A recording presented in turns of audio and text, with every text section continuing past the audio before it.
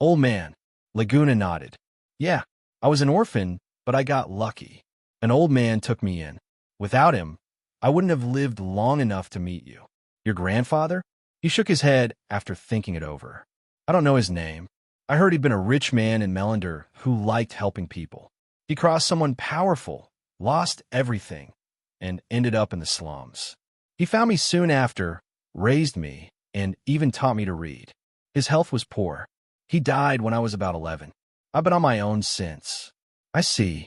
Strict, but good to me, Leguna said, eyes tight. Without him, I would have starved. Kurdak squeezed his shoulder. What's done is done. No use dwelling on it. After a beat, he added, So that's why you're helping J. Hart?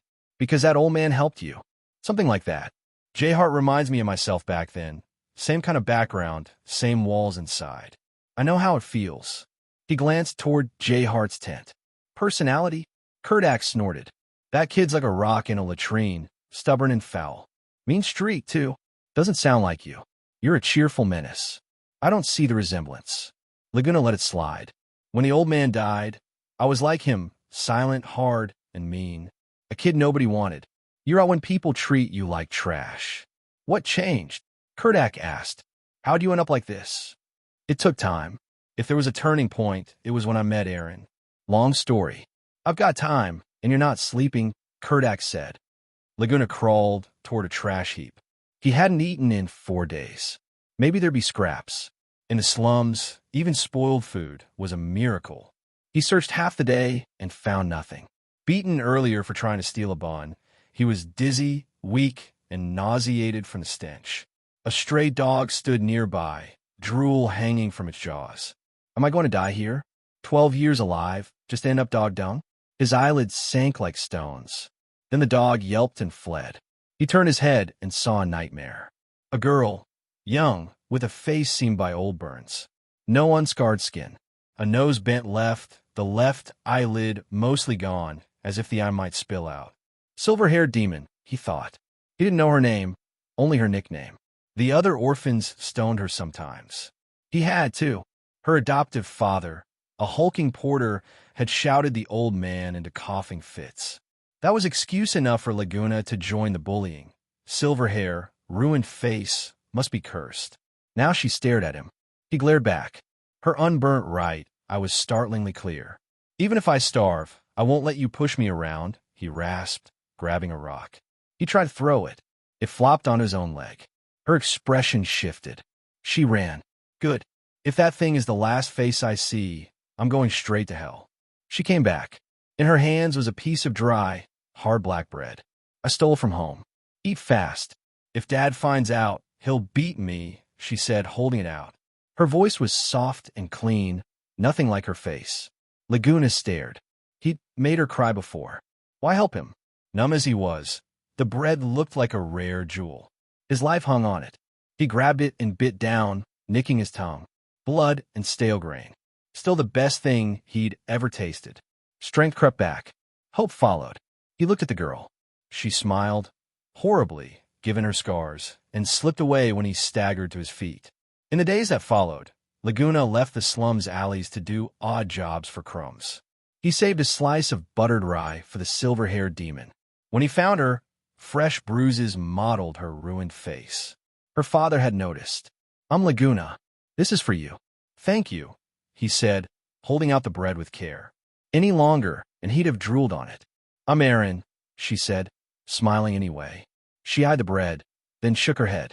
I have a mom at home. I don't get that hungry. You keep it. He insisted. She refused.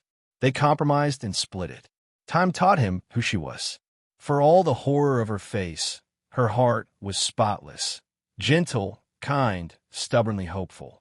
She smiled through everything, even if the smile looked like a demon's grin.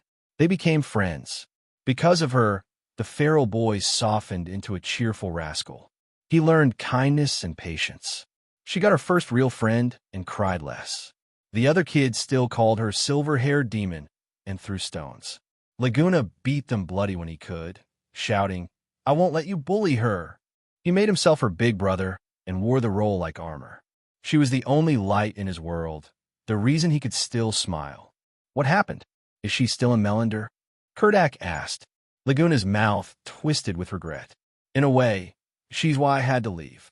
Leguna had been worrying about Aaron. Sometimes her adoptive father kept her indoors for a few days, but this time felt different. Too long, too quiet. He avoided her house after one bad visit had earned him a beating and a longer punishment for her. 2 weeks without a glimpse finally pushed him to knock.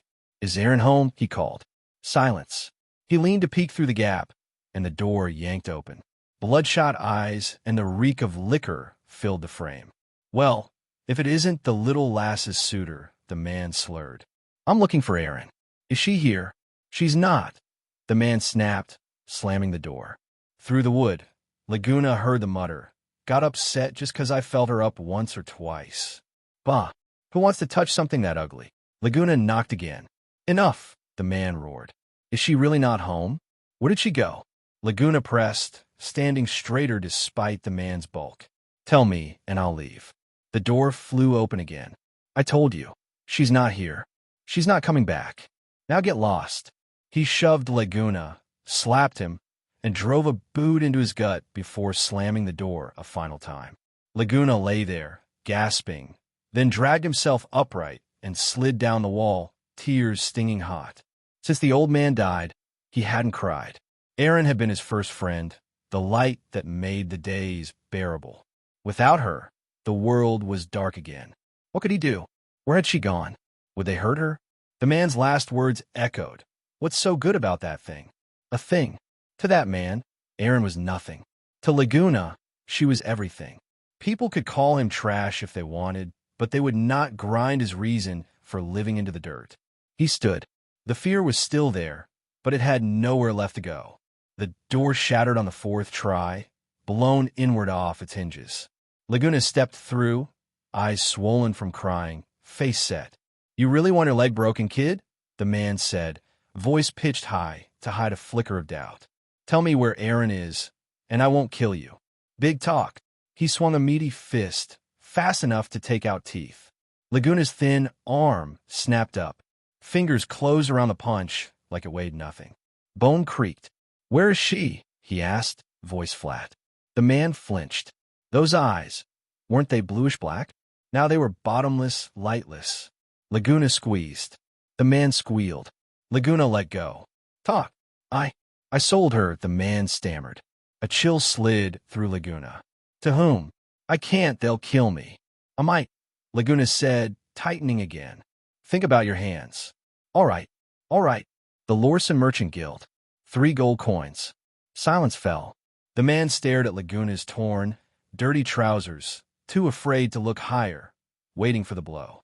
Laguna's answer was a raw, breaking howl, the sound of a wolf alone on the mountain. The man flinched.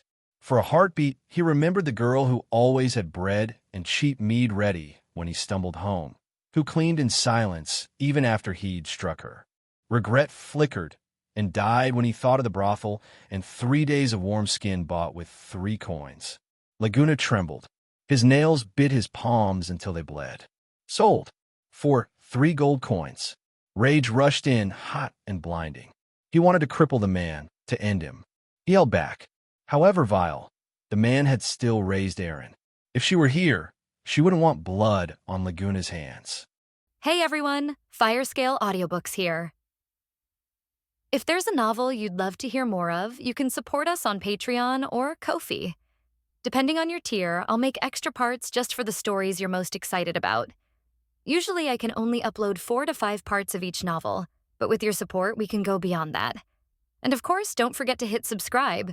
It helps more than you know. "What happened?" asked Kurdak as he gently prodded the fire. Laguna's experiences were far worse than he had initially imagined.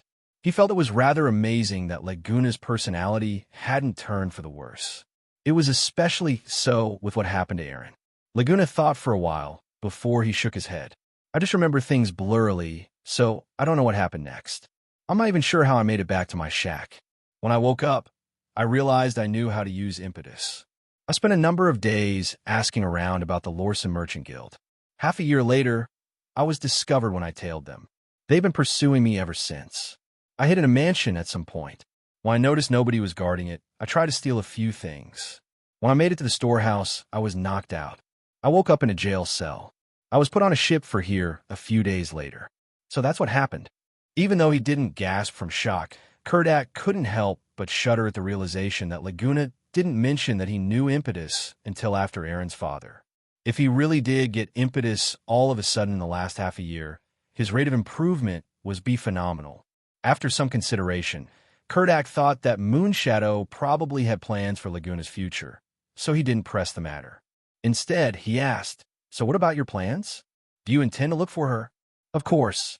No matter where she is, I'll find her. I made up my mind to train hard and get a good position in the guild.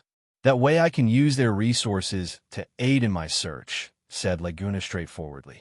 Kurdak laughed and punched lightly on Laguna's chest. "Why aren't you a fine kid with a good heart? I think things will turn out like you want eventually. All right, it's rather late. Make sure to get some sleep in my tent. There's still 3 hours before we set out." Leguna stood up and felt a little groggy. Before he left, he hesitated before he said, "Boss." "Yes," responded Kurdak, turning to Leguna. "I feel so much better after telling you." "Thank you." Kurdak seemed a little flabbergasted but soon broke into a smile. "Idiot, what's there to thank? I'm your big bro, your friend, you know. There isn't a need for thanks between friends." Jayhart retained his quiet attitude for the rest of the trip. But thanks to Laguna's mediation, he no longer looked at Kurdak and the rest with cold hostility. And thanks to Leguna telling the rest about Jayhart's experiences, they became more understanding and no longer regarded the boy hatefully. He managed to meld with the party and no longer led the way far ahead of them alone. When Jayhart successfully brought the party to Shimmer Lake, his job was over.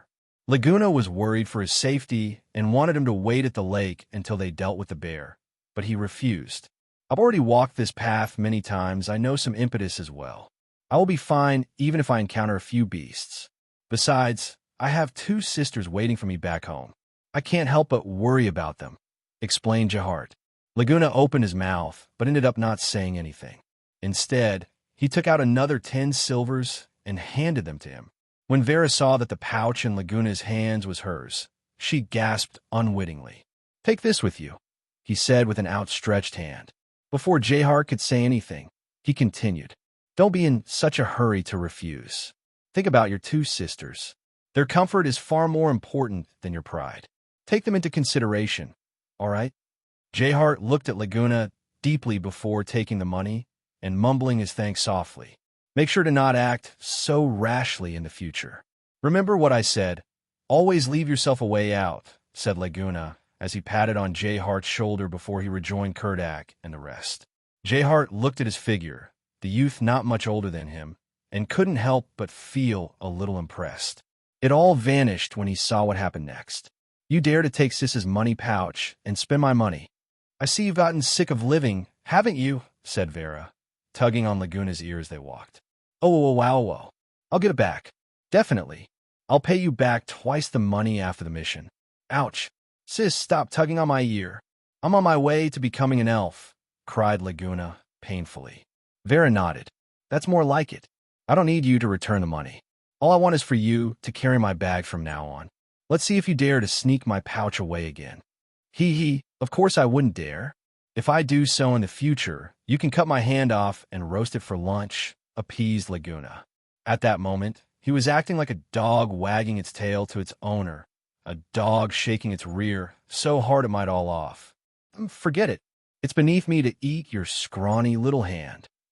Jayhart looked at Leguna and found himself wondering how he got to know such an embarrassment of a human. Shaking his head, he turned to leave. As it was already evening by the time they arrived at Shimmer Lake, Kurdak didn't hurry his comrades to begin the hunt.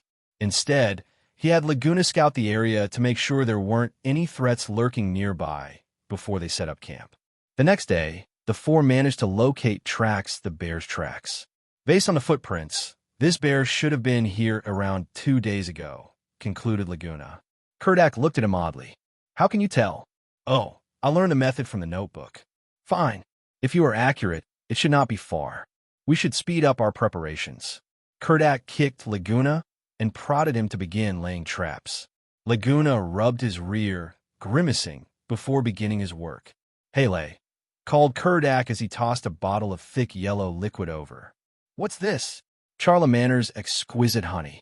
You know what to do, answered Kurdak as he shot Leguna a look. Oh, boss, you're such a caring one.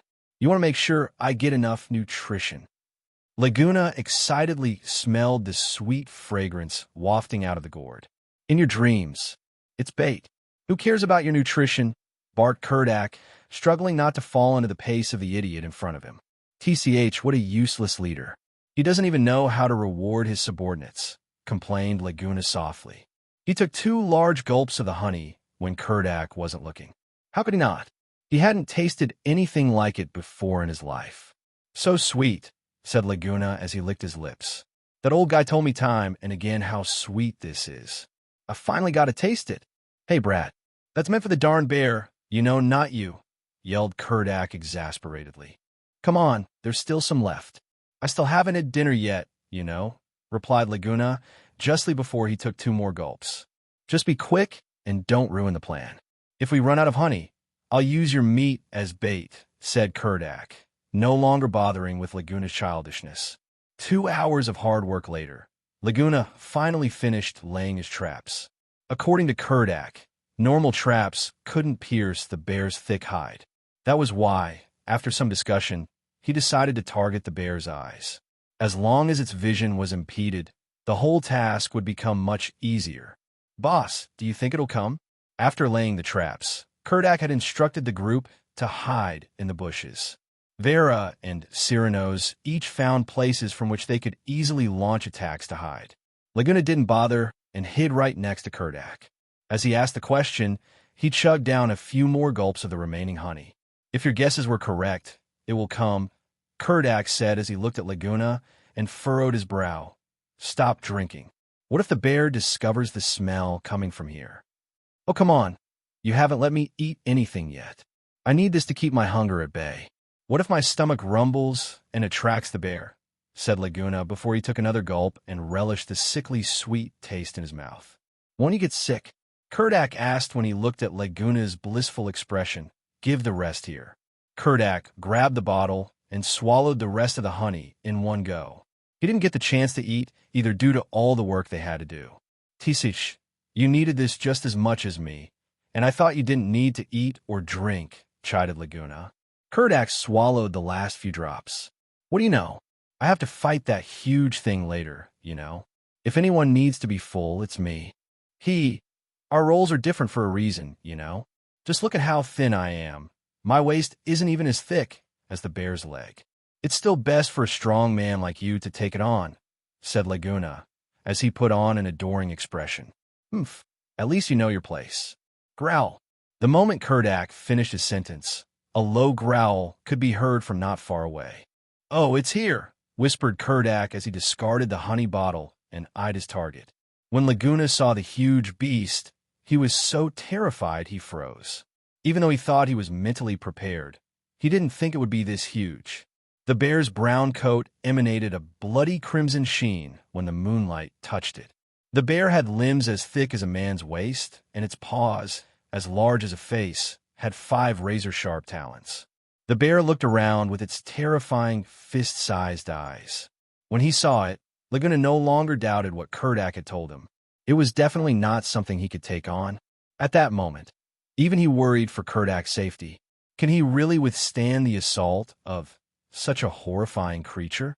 Kurdak's expression turned gloomy as he said in a low voice, Your trap should work fine, right? Of course, said Leguna confidently, believing the trap-laying method in the book would definitely be able to help the party complete the mission. The bear began searching all over for the honey. Given that even Leguna drooled over it, it was no surprise the bear considered it a delicacy as well. It gradually approached. Wait for it. Leguna began his countdown excitedly. 3, 2, roar. The bear's loud bellowing interrupted the countdown.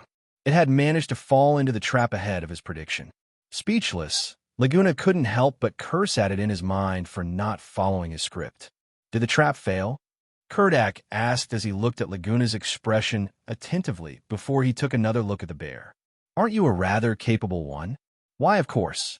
I made the silver needle firing trap according to the notebook and even tested it when I was done.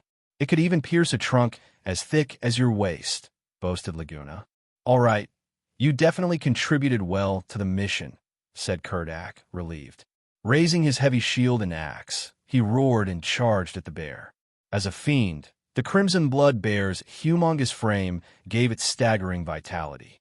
But, tough as it was still classified as a low-rank fiend because of its low intelligence, more or less comparable to normal animals.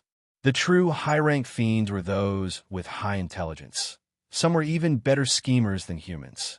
A high-rank fiend would definitely not fall into Leguna's trap. Perhaps it might even fake being hit. However, the bear didn't even bother to look around and followed the honey's scent. Yet, before it even got a taste, countless gleaming silver needles flew its way, causing it to lose its vision instantly and sending searing pain down its nerves. The moment Kurdak charged, Vera and Cyrano's revealed themselves. They stood stably on the branches and began firing at the gigantic life form in the distance. Cyrano's had gone to the Hammer of Flame to buy 60 armor-piercing arrows specifically to use against the bear. They cost him 12 gold coins, and that was after the shop's dwarven owner gave them a decent discount. Apart from armor-piercing arrows, Vera bought some poison from the Association for use against fiends. It was said that they were concocted by the mysterious alchemists with the effect of crippling the biological processes of even the biggest beasts. It was ineffective against humans. However, it cost quite a lot, with Vera and Cyrano's only buying one bottle respectively, each of which cost 5 gold coins. Fortunately, Ariko's had given them 200 gold coins to spend. As the party had enough funds to run on, Kurdak allowed them to spend that kind of sum for the mission. If they didn't receive that kind of money, Kurdak would have sulked for a good portion of the day for the money spent. Even so, he resolved to strip every piece of useful material from the huge beast the moment he finished it off. Kurdak dodged around the bear's frenzied attacks. While he was armed with a heavy mithril armor and carried a heavy axe and shield, thanks to Vera's hellish luggage-carrying training, Kurdak was as agile as a monkey. The bear's attacks even seemed slow from his eyes. Thanks to Vera and Cyrano's constant barrage, the effect of the poison began to work. Kurdak also started striking low at the soft underbelly of the bear. Even though his strikes weren't too effective, Kurdak was in no rush as they had planned to wear the bear down slowly in the first place. Burp! A heaven-shattering sound of a burp rang out near the bear's ears. Just a couple of moments prior, Leguna looked anxiously at the fight. But when he realized Kurdak wasn't hit even once as he circled around the bear, he began to relax and estimate how much longer it would take for it to be toppled. At that very moment, Leguna felt a pocket of air well up from his stomach and pass through his thorax. Not thinking much of it, he let out a resounding burp. While the bear was already blinded, it still possessed its sense of smell and hearing. Leguna's burp caught its attention. It didn't help that the smell of honey was something the bear yearned for, but didn't manage to taste, further inciting its anger. The crimson blood bear abandoned Kurdak and rushed in Leguna's direction. As the fiend approached, he found both his legs paralyzed from fear.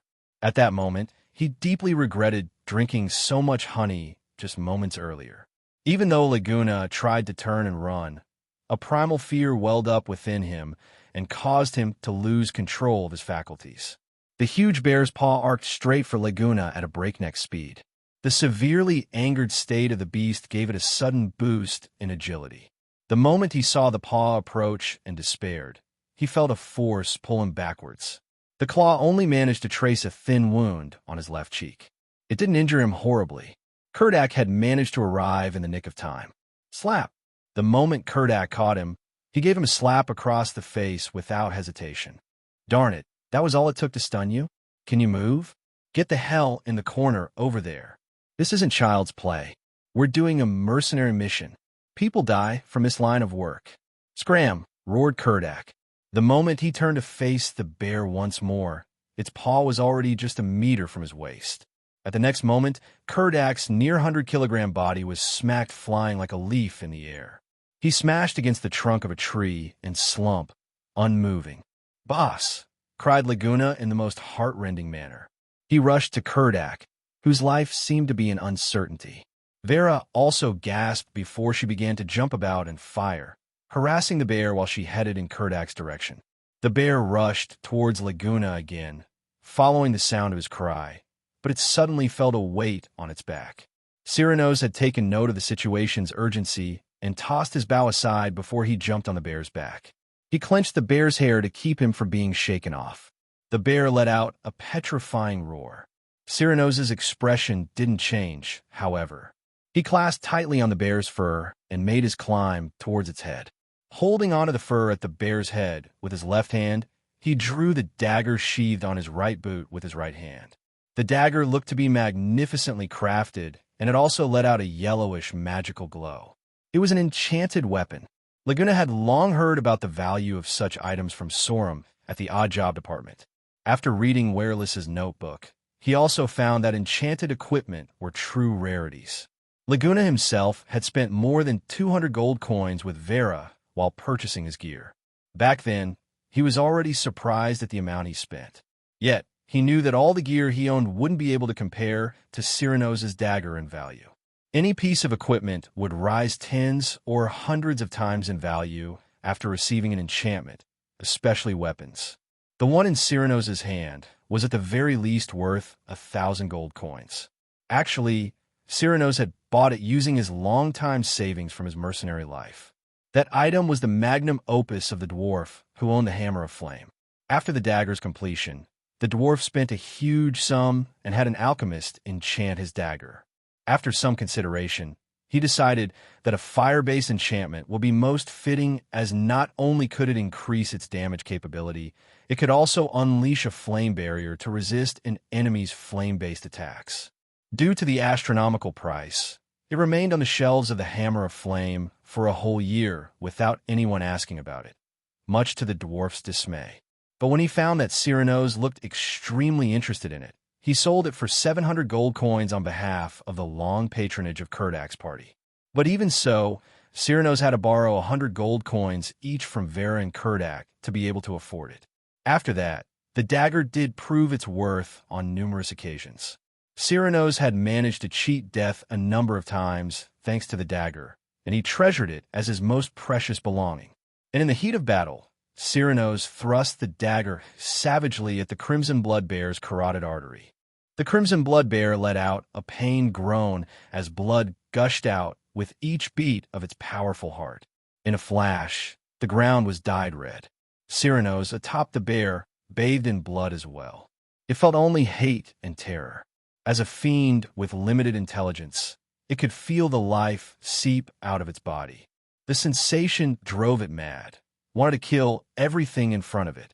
It rose once more and unleashed a frenzy of attacks. It was difficult for Cyrano's to maintain his position. He retrieved his dagger and flipped off the beast. He landed nearby and beckoned to Kurdak and Leguna. "It'll die soon. Take Kurdak away from here." Leguna's mind was a complete mess. Despite his limited interactions with Kurdak, he had developed a strong sense of respect for his boss, though his usual laid-back attitude did not show it. Seeing Kurdak slip into unconsciousness from the injuries he had received for Leguna's sake, he suddenly didn't know what to do. When he heard Cyrano's instructions, Leguna acted immediately. With strength even he didn't know he had, he hauled the Kurdak's heavy body up. At that moment, however, the bear had already reached him. Even though it couldn't see, it was able to tell there were beings present by smell. Letting out a low roar, it mustered all its remaining energy and flung it against the slow-moving Leguna. Vera suddenly appeared out of nowhere, having discarded her trusty bow. She raised Kurdak's heavy shield with both hands to block the strike. Unfortunately, there was no way an archer specialized in agility could deflect the terrifying blow of a Crimson Blood Bear. Vera felt a huge force spread all over the shield. It almost snapped her arms. She was flung into the bushes not far away. The bear had lost all its remaining vitality and collapsed on the ground soundlessly. Cough, cough. The bear, crashing down on the sandy ground, beat up a dust cloud that caused Leguna to cough. He didn't dare to stop hauling Kurdak away. He couldn't tell whether the fiend was really dead. After laying Kurdak down somewhere safe, He began to check his injuries. Leguna was currently very tense from worry. If the man truly perished because of saving him, he would never be able to live it down. Cyrano's rushed to aid Vera. Luckily, she wasn't that badly injured thanks to the shield. Only her wrist was dislocated. When she took a look at the shield in her hand and saw the indent of the bear's paw in the middle, she couldn't help but begin to worry about Kurdak. Would he be able to survive such a powerful blow? When the two came over, Leguna was wrapping up his injuries. Even though he had previously expressed his respect for the person called Wireless, it was only now that Leguna understood the notebook's true value. The information contained within was an endless treasure trove, and it all proved useful in some way or another, the chief of which was the method to make proper use of healing potions. Normal people would merely ingest potions, which was helpful for recovery, but expensive. It was the most inefficient way to use a potion. Wireless's notebook recorded large amounts of information concerning proper potion application. According to the instructions, Leguna mixed a small amount of healing potion with stimulant, wet a piece of cloth with the mixture, and dabbed it on Kurdak's temples. The notebook said it was a good way to quickly wake someone up. When Kurdak gradually opened his eyes, the three let out breaths of relief. Actually, the moment before the bear struck out, Kurdak had already predicted he wouldn't be able to dodge in time. He made the split decision to focus a large amount of impetus on his waist. Coupled with the defenses provided by his mithril armor and impetus field, he managed to avoid sustaining heavy injuries. He had only fainted because he knocked his head against a tree trunk. "It's dead?" asked Kurdak, wincing from the pain. "Yes. Are you all right, boss?" "I'm fine. 3 broken ribs won't kill me," Kurdak said, knocking on Leguna's head. "Next time, don't play the fool. I don't have unlimited lives." "Don't worry, boss. I won't do that ever again," apologized Leguna. Unusually, he didn't make a witty retort. He understood things had turned out as they had because of him. It was his fault that Kurdak and Vera got hurt, not to mention how Cyrano's had to risk his life to get into close combat with the bear. Had it not been for their luck, lives might have been lost. That was why Leguna accepted Kurdak's criticisms obediently.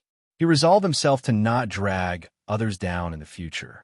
Not only did Kurdak break 3 ribs, his flesh had also been torn rather badly. His bones had even been exposed. Fortunately, it was just a flesh wound.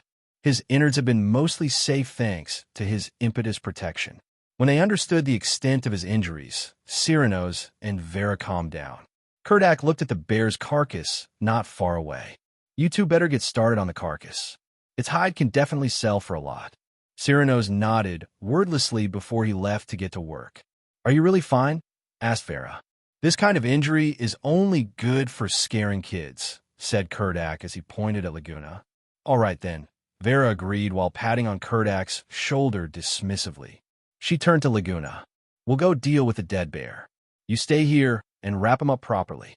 "Oh, okay. Help me remove my armor and clothes," instructed Kurdak. Leguna followed his instruction exactly. Even though he tried to be as careful as possible, the armor still made contact with Kurdak's wound, causing him to grit his teeth in pain. "Boss, you're really tough.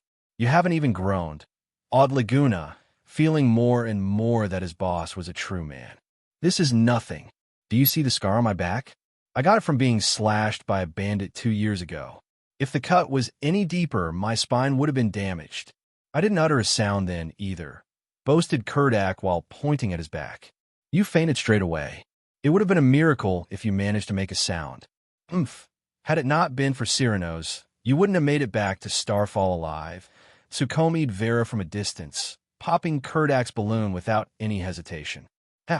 Why don't you mention the time I hauled the 2 of you and barged out of the encirclement in pursuit of a pack of paleback wolves a year ago?" retorted Kurdak. "Had it not been for Vera killing the alpha paleback, would you have been able to escape?" contributed Cyrano's. "TCH, I don't have time to argue with you. Who doesn't have moments when they mess up?" Kurdak changed the subject the moment he noticed his 2 comrades working together against him. "Then again, Cyrano's close combat ability is surprisingly good," added Leguna as he tightened the bandages. "Well, it's passable. While he's most certainly faster than me, he can't match me in strength," explained Kurdak. Leguna suddenly showed some interest. Oh, have you ever dueled Cyrano's? Who won? Well, that. We both had our wins and losses, laughed Kurdak dryly. Basically, you lost more than Cyrano's, added Vera. Just focus on your skinning. Skinning? I wonder who I should be skinning. Vera stood up and looked at Kurdak with an insidious smile, her bloodied knife hanging loosely in her hand by her side. The bear's skin. Kurdak wiped the sweat from his forehead. Seeing Vera calm down, he looked at Leguna. Honestly speaking, Cyrano's close combat ability is really good. Sometimes, even I can't parry his strikes. But that's because his stratum is greater than mine, not to mention the advantages granted by his enchanted weapon. Just own it. It's Cyrano's own ability for having a greater stratum than you. As for the enchanted weapons, Leguna said before biting his lips subconsciously, I don't think Cyrano's would actually fight you seriously with that kind of weapon. What do you know? Flame Blade was crafted by the dwarf that owns the Hammer of Flame. When he fought me using it, I had to dodge like my life depended on it. I dodged so hard I began to see stars. Stars. Here's how it feels like, growled Kurdak before he thunked harshly on Laguna's head. Boss, if you make me see stars, who would wrap your injuries? Leguna exclaimed, rubbing his head, before he asked in a surprised tone, Cyrano's stratum is higher than yours? Come to think of it, what are your strata? This is my fault, Kurdak said with an apologetic smile. I was so focused on finding out the extent of your abilities I didn't let you understand ours. Well, let me explain it to you briefly. I have impetus of the 8th stratum and am familiar with close combat with a two-handed sword or axe and shield. I know many techniques for other weapons as well, but fighting up close is my preference, so I rarely use anything else. Cyrano's has impetus of the 9th stratum and is a rather good shooter, while at least he's better than me. He's also rather strong at close combat, but he's more accustomed to using a dagger and a one-handed longsword. He's the strongest as well as most well-rounded person in our party. Vera has impetus of the 7th stratum. While she's bad at close combat, she's our best shooter. Even though her stratum is the lowest, she poses the most threat to our enemies. She's most comfortable with a bow and a dagger. Since you've only just joined us, you'll need time to get used to our pace. It's no surprise a hiccup happened. You'll have to try harder. All right, said Kurdak as he patted on Laguna's shoulder. I will, boss, said Leguna, before he stopped in his tracks. What's wrong? Thank you. You really saved me this time. Thanked Leguna sincerely. What's with this? Kurdak chuckled. Perhaps there'll come a time you help us out instead.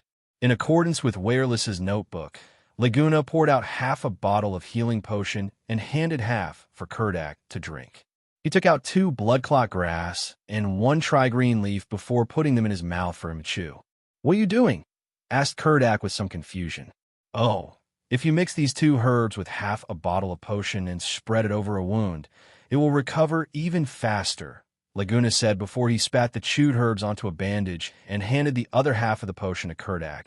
I bought these herbs before we left just in case we needed it. I didn't think we would need it so quickly. Well, if you are feeling generous enough to use another bottle of potion, then your injuries will recover completely in 3 days. Well, there's no need to rush since the mission's over. A bottle of potion costs 2 gold coins, you know, said Kurdak as he shook his head. Even though potions were great healing items, their prices were just as high. The lowest grade potion already cost as much as a poor family's annual cost of living. One could only imagine how much a high-grade potion would cost. Kurdak always ensured that he had a stock of 5 bottles of potion before setting out for a mission in case of emergency. Using one alone was enough to make him feel down. Did you learn this from a notebook as well? The pain abated quite a bit when the potion was applied. Yes, Leguna revealed with a nod. I've been reading it quite a lot for the last couple of days. It has too much information. I only managed to read the basics, only about 1/10 of the whole book. That's good. Make sure to treasure it and read it more often. I know, nodded Leguna.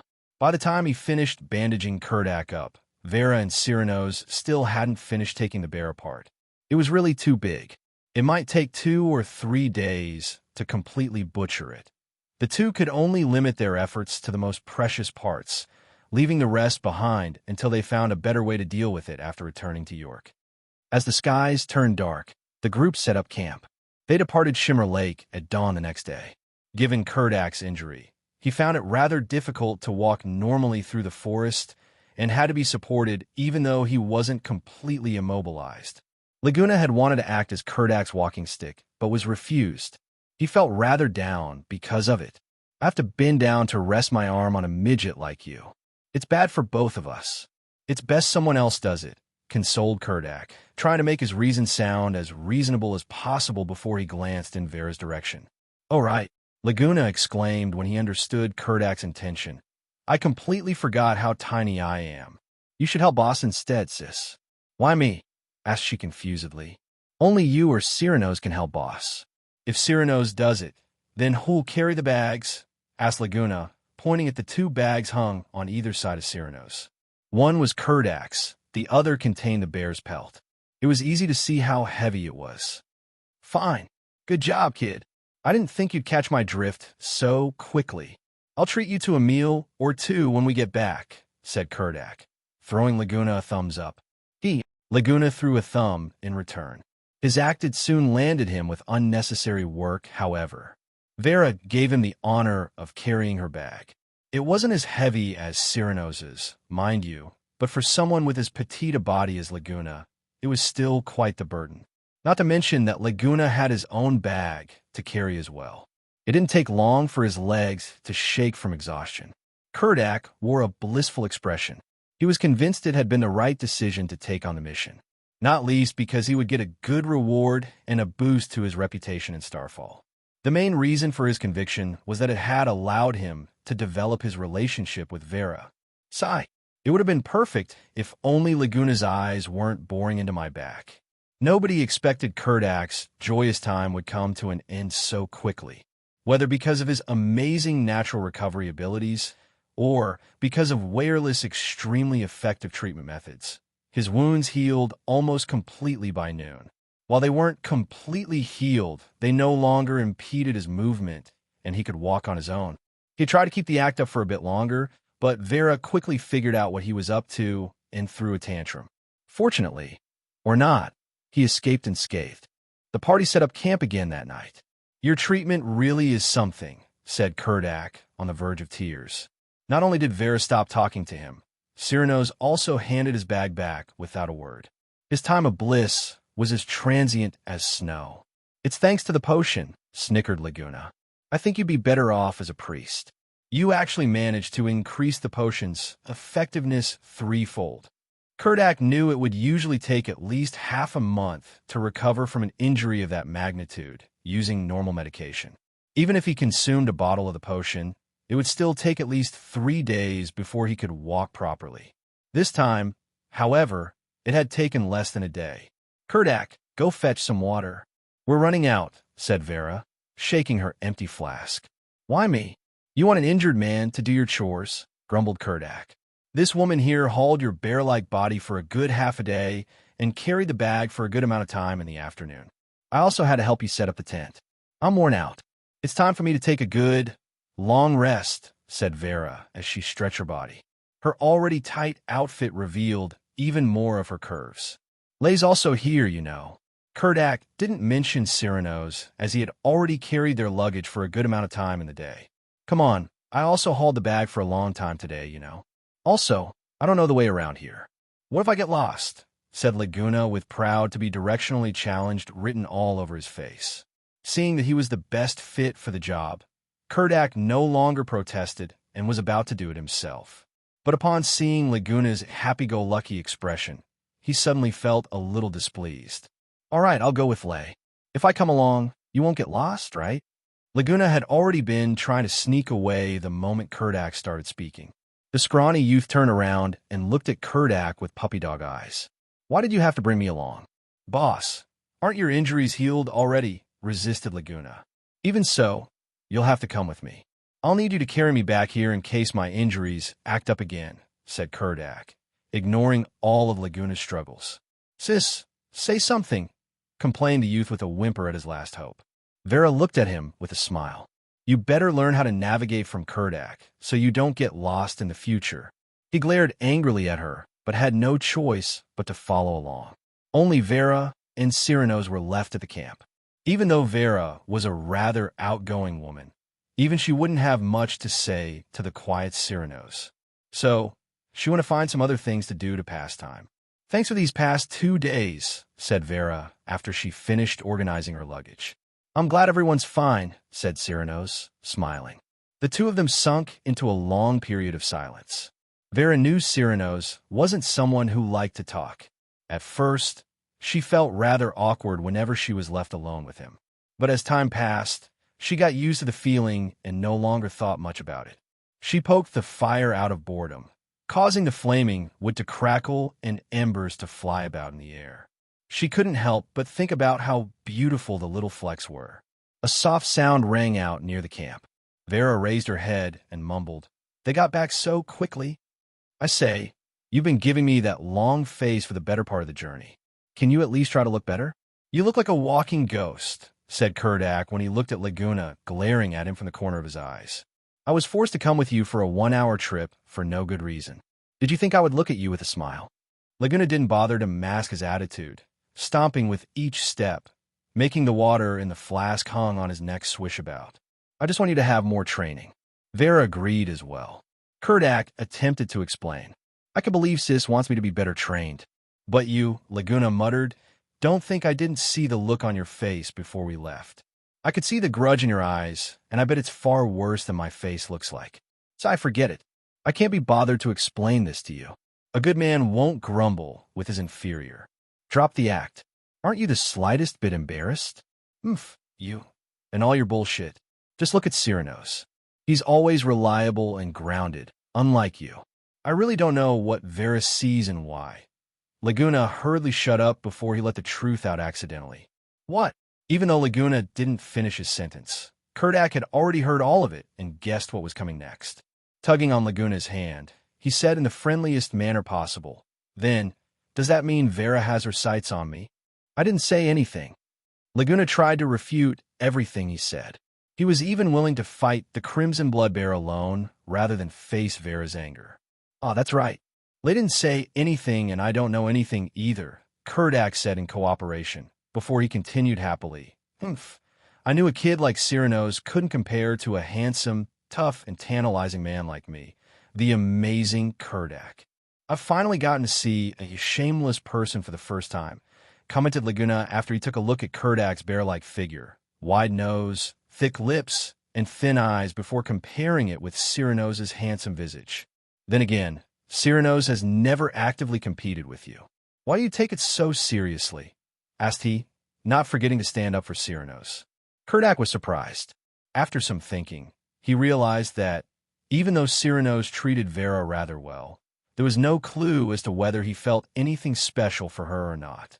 Perhaps he was just trying to be nice to her, as he would others. Then again, Cyrano's has always been a quiet but attentive man. He's nice to Leguna and me as well, right? I guess I must have gotten a little too paranoid from feeling his kindness would be a threat to my relationship with Vera. "So, you have nothing to say, do you?"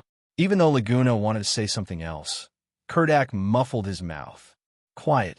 Do you smell something?" asked Kurdak with a low and solemn voice. Laguna's nose twitched slightly. He instantly smelt the scent he remembered so well from the last 2 days. After a quick search through his memories, he identified the smell as something other than Vera's pleasant odor. It wasn't honey either. It was a smell that sent chills down his spine.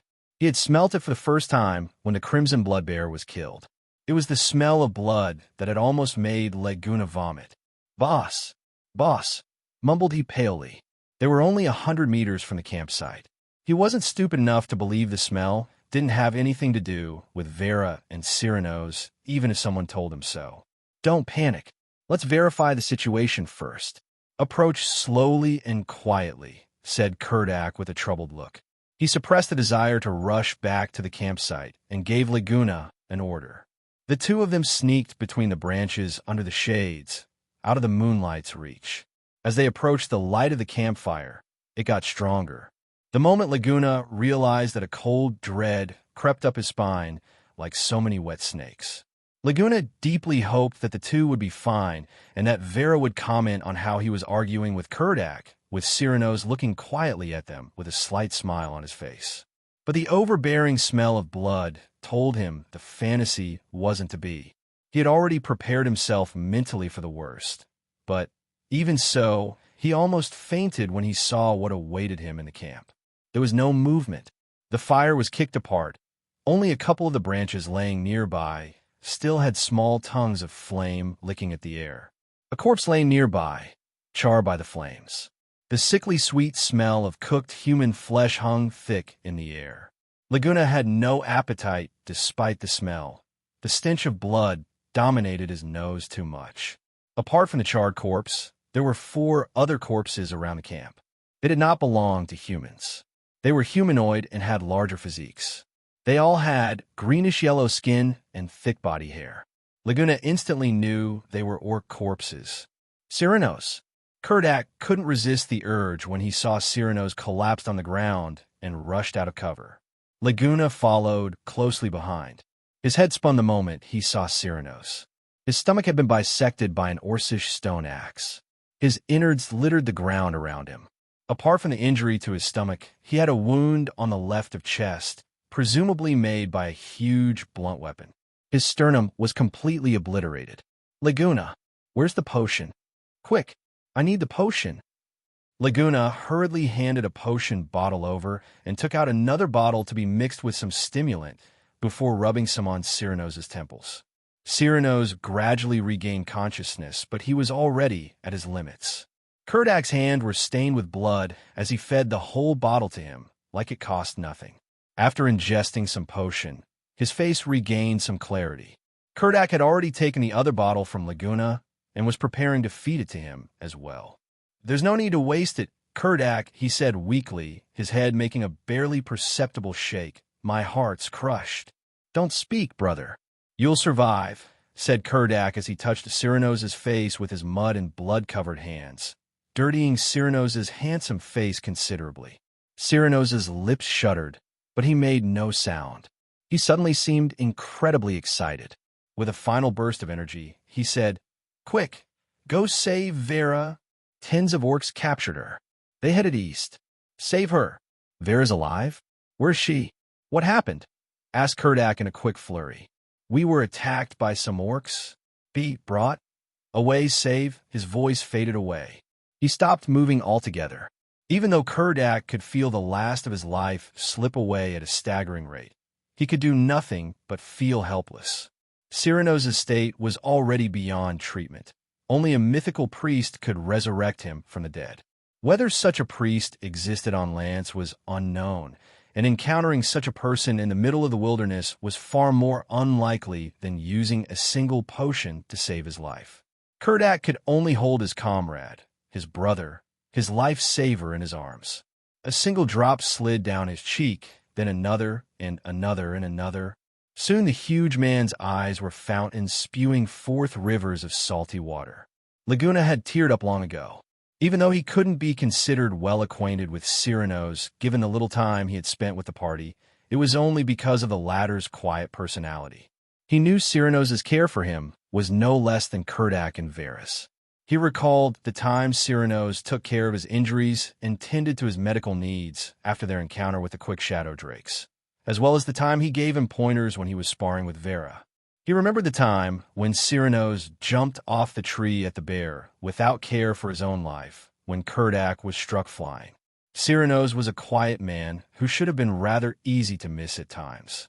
But, despite his silence, he played an important part in the lives of those around him. One would only notice how much he did when he was gone. Some people are like mug handles. On normal days, you wouldn't even be aware of its existence. But once the handle breaks, you felt your hand burnt by the mug. It was only then that you would understand the handle's true importance. Leguna cried. He grieved. What else could he do? The person who had taught him patiently, who had carried his bag when he was tired, who had changed his bandages patiently when he was injured, was no longer with him. I pray the brightest stars in the night sky will guide your soul to the promised paradise, my brother, said Kurdak as he closed Cyrano's glassy eyes gently. He forced himself to toughen up. He still had something to do. Vera was waiting for him. He gradually stood up and checked his equipment before picking up Cyrano's bow. After making sure everything was ready, he looked at Leguna. Stop crying, Lay. Let's go save Vera. Laguna's crying intensified as he tried to speak. Be boss. I don't have the courage to go. What? Say that again. I don't dare, mumbled Leguna. His mind was currently dominated by fear and confusion as to how a strong man that could carry 2 huge bags just an hour earlier stopped moving all of a sudden. Cyrano's was the strongest one in the party, but he died just like that. Even though Leguna was an orphan and had seen his fair share of horrors, such cold, emotionless violence was beyond his mind's fortitude. Cyrano's death made Leguna feel an unprecedented fear for orcs. His only hope was for everything to be a nightmare from which he would wake. But no matter how hard he closed his eyes, he still smelled the stench of blood. He desperately wanted to escape. He no longer had the slightest trace of courage to face the terrifying orcs. Whap! Kurdak gave him a harsh slap. He looked at the fallen youth with hatred and disappointment. Just try and say that again. He growled like a lion ready to pounce. Come on. Say you don't dare. What about when you wandered into Silvermoon Forest on your own? Without us, you would have been Drake droppings by now. And yesterday, I saved you from a freaking Crimson Blood Bear strike. But you tell me you have no courage. Let's see if you dare say such a shameless thing again. Darn it. Is this the kind of person the Great Moonshadow has high hopes for? A weakling like you? Even though we saved your life twice, you dare tell me you don't dare do the same when we're in trouble? Don't dare my ass. Kurdak's temper soared the more he spoke. He gave Laguna's chin a kick, sending his small frame flying. Leguna kneeled as he crawled to Kurdak, bawling. Boss, hit me more. I deserve it. But even so, I really don't dare. I'm afraid of death. Cyrano's died just like that, and he only managed to kill 3 orcs. And there's still more than 10 left. I really don't have the courage. Going suicide. I'm just a small fry, an orphan. I'm no hero or legend. I don't have their courage. I'm far from indestructible like them. I'm just a useless orphan no one needs. I only barely managed to get out of the slums. I don't want to die like this. Wah! His nose had already begun to bleed.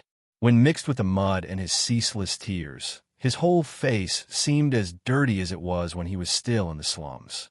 Kurdak looked at him coldly and saw the reddish palm mark on the left of his face that wore an expression full of shame and fear.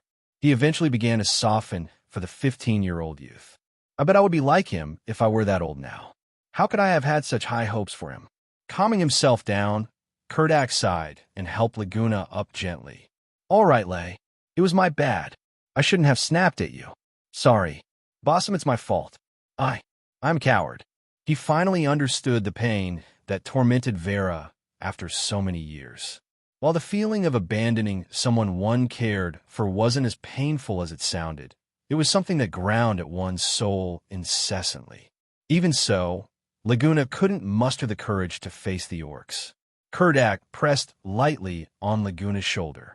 This is indeed really dangerous. I doubt I'd succeed whether you come with me or not. Since you're still young, I can understand why you don't want to risk your life. Boss, Leguna stopped before he finished.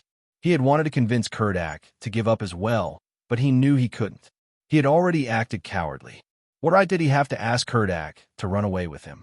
Would they really be able to leave Vera helpless and alone? It was a huge dilemma for which he didn't have a satisfactory answer. You don't have to advise me against it, Kurdak said with a smile. Vera's the woman I set my sights on. I have to do this no matter what. Boss, I'm sorry. Leguna didn't have a clue what he should do. On the one hand, he hated his own cowardice. On the other, he feared losing his life no less, perhaps even more. He was at a complete loss for what to choose. Both choices led to equally depressing outcomes. Can you do me a favor? Help me bury Cyrano's and wait for me back at Starfall. If I don't return in 10 days, report our deaths to the association. They'll handle everything else. Kurdak had already made preparations for the worst. When Leguna heard this, he bawled even more. Kurdak hugged him and whispered into his ear softly. Everyone has something they will fight for, even it cost them their life. Living would be too pitiful otherwise. Kurdak didn't look at him anymore. He turned silently to leave. Seeing his silhouette fade away, Leguna felt like stepping forward, but just couldn't no matter how many times he tried. After Kurdak vanished completely, he turned to deal with Cyranos' corpse. He cleaned his face with some water and gave his wounds a simple wrapping despite how gut-wrenching it was. It would at least let Cyranos be buried in a more complete state. After finishing, he looked around and saw no one, just the 3 orc corpses. Everything was how it was before. He was alone again. So I'm all by myself again. He began to recall the time he spent coming to Lance. The faces of Hans, the third in command, the captain, Iman, Lori, and Jill Rock's faces flashed in his mind. They all looked at him with a sneer, like they were looking at the most disgusting kind of trash. He thought of Kurdak, Vera, and the now-dead Cyranos. They were ever so earnest and friendly towards him. He once felt elated that, after Aaron and the old man, he had found new partners. 3 at that. But now he had just lost Cyranos, and Vera and Kurdak's fates were uncertain at best. He was about to lose everything he had and be alone yet again. Is this really what I want? Definitely not. Roared he as a rush of primal emotion erupted from the depths of his soul. The old man was dead, and Aaron was gone. It wasn't easy for him to meet his newest 3 companions. But now that Cyranos was dead, could he afford to just sit and watch as Kurdak and Vera died too? He couldn't. There was just no way. He suddenly began to think a lot about how well the 3 had treated him, how he had pledged that night to never let go of his 3 hard-earned friends, how pained he felt when the old man had died, and when he learned Aaron had left, how it felt to be alone. That feeling of emptiness in which even despair found no home, which made him feel like a walking corpse. He began to recall when the old man had told him about gain and loss. He had been only 10 back then. The old man had told him in a hoarse voice, "Every gain is accompanied by loss, and the opposite is also true. When you beg for the money of others, you lose your pride and self-respect at the same time you get their coin." The old man had said it as he bowed to a man who had just tossed him a coin. Leguna thought about the loss of his friend. What did he get in return? Only pain and loneliness. They were things he'd tasted for the past 15 years. This is enough, he decided. Why was it that he always lost what he wanted and got what he didn't? Looking at himself, he saw he had already lost everything. What should he do to get back the times he enjoyed, the friends that brought him joy, and the party that made him feel like he belonged? What would he trade for it? What did he have to trade for it?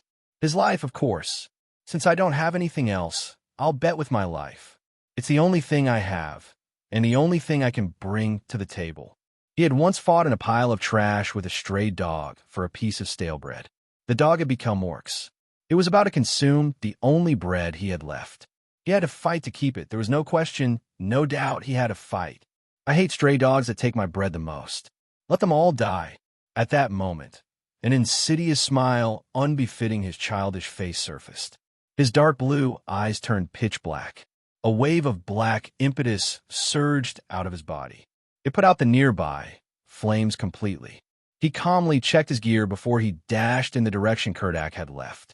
An orc pushed Vera forward so hard she almost fell. She turned and glared at it hatefully. Percent at carrot dollar percent carrot, grumbled the orc in his racist tongue. Even though she didn't understand their language, Vera could tell it was probably something along the lines of, "What are you looking at?" Or, "Keep moving." "Leader, why are we bringing this white-skinned woman along? Her looks disgust me," griped the orc to another of huge build behind him after looking at her. "You pig." Even though we investigated such a large area, we didn't find any leads. We, therefore, have to bring a human back and question her to see if she knows anything. These humans have been going a little too far lately, grumbled the leader. Vera cursed as she walked, but thanks to the orc's inability to understand the common tongue, they ignored whatever she said and proceeded on their journey. While she didn't know where they were taking her, she wasn't interested as she had already abandoned all hope. When the orcs attacked, she had focused only on her front and completely forgot to pay attention to her rear. As a result, she was struck by a wooden stick on the back of the head by an orc. Even though she didn't faint immediately, she lost all ability to resist. She saw Cyranos fight for his life with the orcs. Eventually, His chest caved in from a blow from an over 200-kilogram hammer. Her family had once been wiped out by orcs, and now she once again saw another loved one die in front of her at the hand of an orc. Rage, hatred, and grief once again tormented her. They caused her so much pain, she lost the will to live. At that moment, Vera felt like taking her last stand and killing a few more orcs before she died. She had already been silently waiting when she traveled with the orcs. She wasn't going to lash out until her mind cleared up properly. Even though she had no weapons and both her arms were tied, she would still fight. She could even bite the throat off an orc with her teeth. Feeling herself mostly recovered, she pretended to trip on a thick branch and prepared to strike. "This human is useless," laughed one orc as he prepared to pull Vera up. An arrow dug into the orc's head at that exact moment. Kurdak had been tailing the group for about an hour. Using the experience he had gained from years of working as a mercenary, it didn't take him long to find them. However, he hadn't attacked right away. There were 13 orcs in the party. It wasn't that he lacked the courage. He just couldn't risk both Vera's life and his own without a proper plan. He'd thought of many possible ways to resolve the situation, like setting a trap ahead of the group or running straight up to them, quickly freeing Vera and leaving together. He soon realized, however, that both plans had too many flaws. He settled on taking advantage of the orc's bad night vision in the end. He patiently waited for nightfall. Even though it would also affect his own eyesight, he still had the advantage over orcs. Just as Vera was about to fight to the death, Kurdak fired his first arrow. "Enemy attack. Arm yourselves," barked the leader. The group got into a crude formation. A few faced the direction the arrow had come from and lifted their wooden shields. Kurdak furrowed his brow, dissatisfied at the results of his first strike. After a long period of observation, he could tell which one was the leader. His first arrow was meant to take him out. If it had succeeded, the rest of the simple-minded orcs would have been far easier to deal with. But, in a twist of fate, Vera tripping made one orc bend down and take the arrow meant for the leader. When he realized that he was the arrow's actual target, he hurriedly grabbed Vera and retreated behind his subordinates. Even though Vera was just about to go all out, the sound of a passing arrow made her freeze.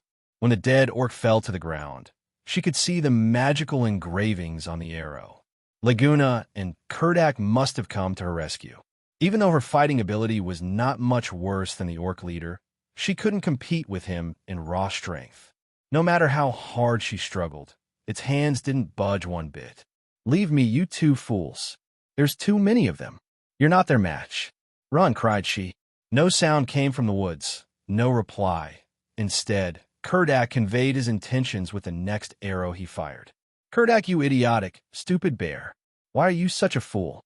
There's no way you can take out all of them. Leave with Leguna. He's still young and shouldn't have to die for me.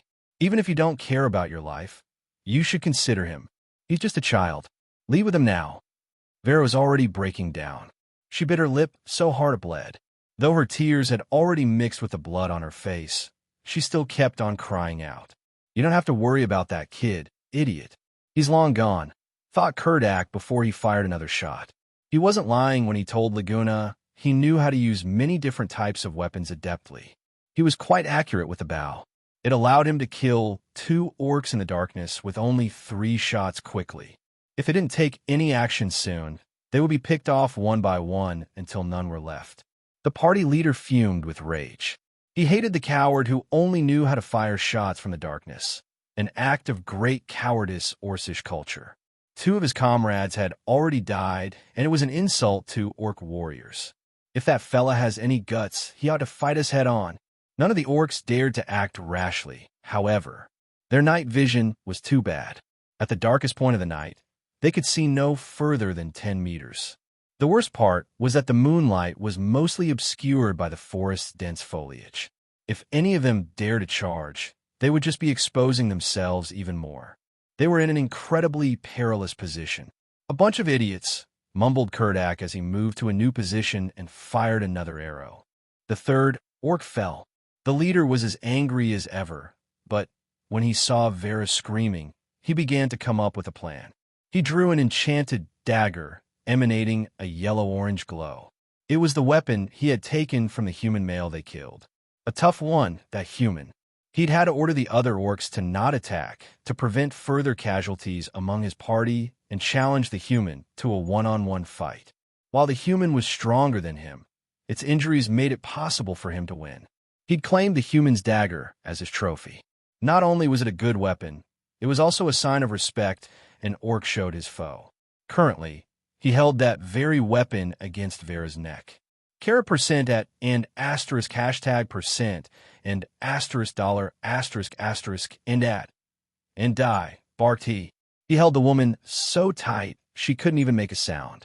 As he was fortunate enough to be taught once by the earth-shaking hammer, he knew a little of the human's common tongue.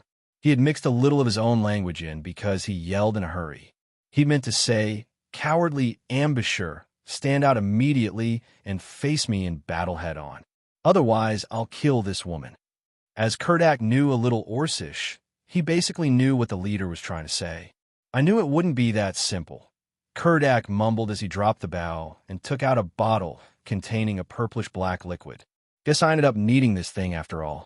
After some hesitation flashed across his eyes, he downed the whole bottle. "It doesn't taste bad at all." He nodded as he looked at the rampaging orcs. He charged with his two-handed sword without the slightest bit of hesitation and a loud roar. When the orcs saw the huge man jump out of the bushes, they could no longer control their anger and wave their weapons in the air. They ran forward with their hodgepodge equipment. Kurdak resolved himself and rushed straight for the 5 orcs coming his way. The fight broke out immediately, and at that moment, a strong wave of impetus burst out of Kurdak. He leaped and used the downward momentum to execute an airbrake slash. The orc right in front of him hurriedly raised his toothed club to block. He'd underestimated the gap in strength and equipment. However, the impetus-infused two-handed sword was sharper than ever. The moment it came into contact with the orc's club, both the weapon and the user split in two. Blood spurted all over and covered Kurdak. He killed an enemy one strike. But as he had used too much force, his wound tore open and blood flowed out. He felt a searing pain that almost blinded him. With a loud groan, the impetus in his body exploded outwards in a wave that sent the 4 other orcs stumbling backwards. Even though the orcs were poorly armed and hadn't received any formal training, their naturally large physiques and the years they spent growing up in harsh environments toughened them up considerably. They didn't show any sign of fear even after seeing one of their comrades killed in a single strike. Instead, the sight stimulated the battle lust innate to orcs. They roared before clashing with Kurdak again. Even though the orc leader hated using such an underhanded method to force the enemy's hand, the situation was critical and it was the only thing he could do to remedy it. Now that Kurdak had jumped out of hiding, the orc leader relaxed his tensed-up nerves and lowered the dagger he held to Vera's neck. Just as he was about to give his next order, a searing pain lashed out at him from the back of his head. Less than a second later, he lost consciousness for good. Leguna drew the dagger he had used to impale the orc leader's head out silently. He had gotten a base understanding of the anatomy of orcs from Wireless's notebook and knew there was a part of an orc's head unprotected by bone. It was the ideal spot to strike to kill an orc.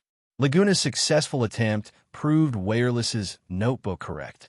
His dagger pierced straight into the orc leader's skull and killed him instantly without making even the slightest sound. However, the notebook wasn't almighty. Leguna had tried to use the methods contained within to track Vera and Kurdak, but as he lacked practice, he ended up rather far off from his targets. Fortunately, it wasn't too far and Leguna was within earshot when the orc leader warned his party about an enemy attack, allowing Leguna to eventually make his way there. He relaxed his left hand, which he had on the orc leader's mouth, and wiped the saliva off on the corpse before retrieving both his and Cyrano's weapons. When he did, the other orcs were less than a meter away. Thanks to his nimble movements and Kurdak drawing of the other orcs' attention, they didn't realize their leader was dead. Vera, on the other hand, was so shocked she couldn't even utter a sound. She looked at Leguna, but a stranger stared back at her, a stranger with pitch-black eyes that had no emotion. Leguna cut the ropes binding Vera's hands and feet with flame blade.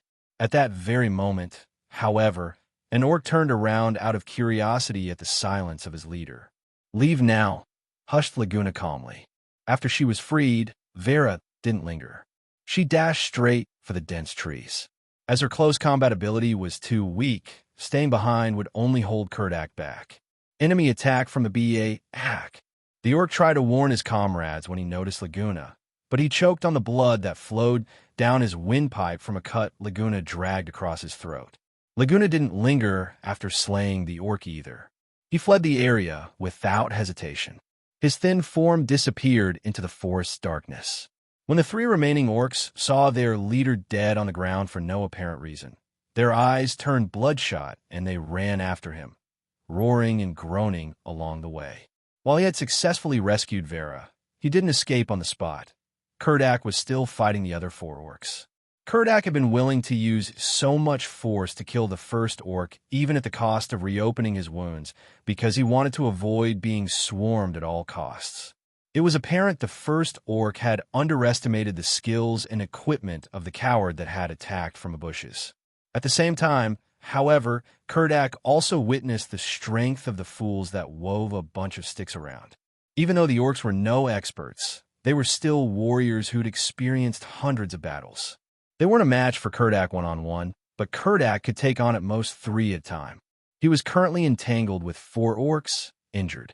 Not losing in the first clash was already a small miracle. Actually, these orcs were incredibly shocked by Kurdak's valor. The orc race had always been one to respect bravery and might. Even they didn't expect the man who fired at them from cover would be slightly bulkier than them and fight so ferociously. Kurdak fought without a care for his life. He just wanted to obliterate every last one of his opponents. The orcs recognized the style as the strongest and most courageous, but they also knew that berserkers who fought like that were usually the first to die. The fervent believers, who'd sworn their souls to the orc deities, fought with a desire for death.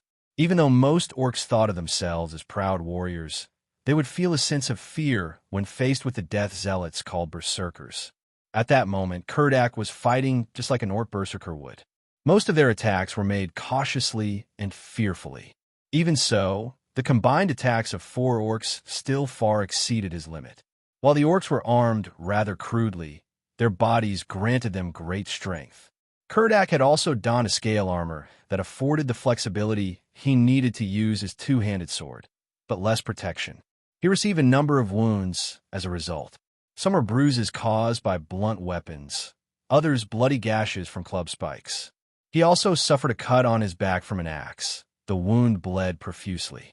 Worst of all, the right side of his torso had turned into a bloody mess. It was no different from the time he was injured by the bear. A normal person would have fainted from such a blow. Whether due to his constitution or something else, he continued to fight on as if nothing was wrong at all. Despite that, the 4 orcs didn't panic and fought conservatively. Even though it shamed them to do so, they couldn't help but admit it was the best choice they had at the moment. Even though Kurdak didn't see Vera rescued by Leguna, he was still relieved when he saw the orc leader dead on the ground. Did that kid come back? Or did someone else come to help? Where's Vera? Is she safe? One question after another entered Kurdak's mind.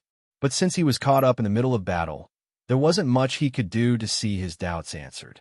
Even the slightest delay caused by his thoughts gave the orcs an opening. When he froze for a split second, an orc youth swung his heavy stone hammer straight at the wound on his chest.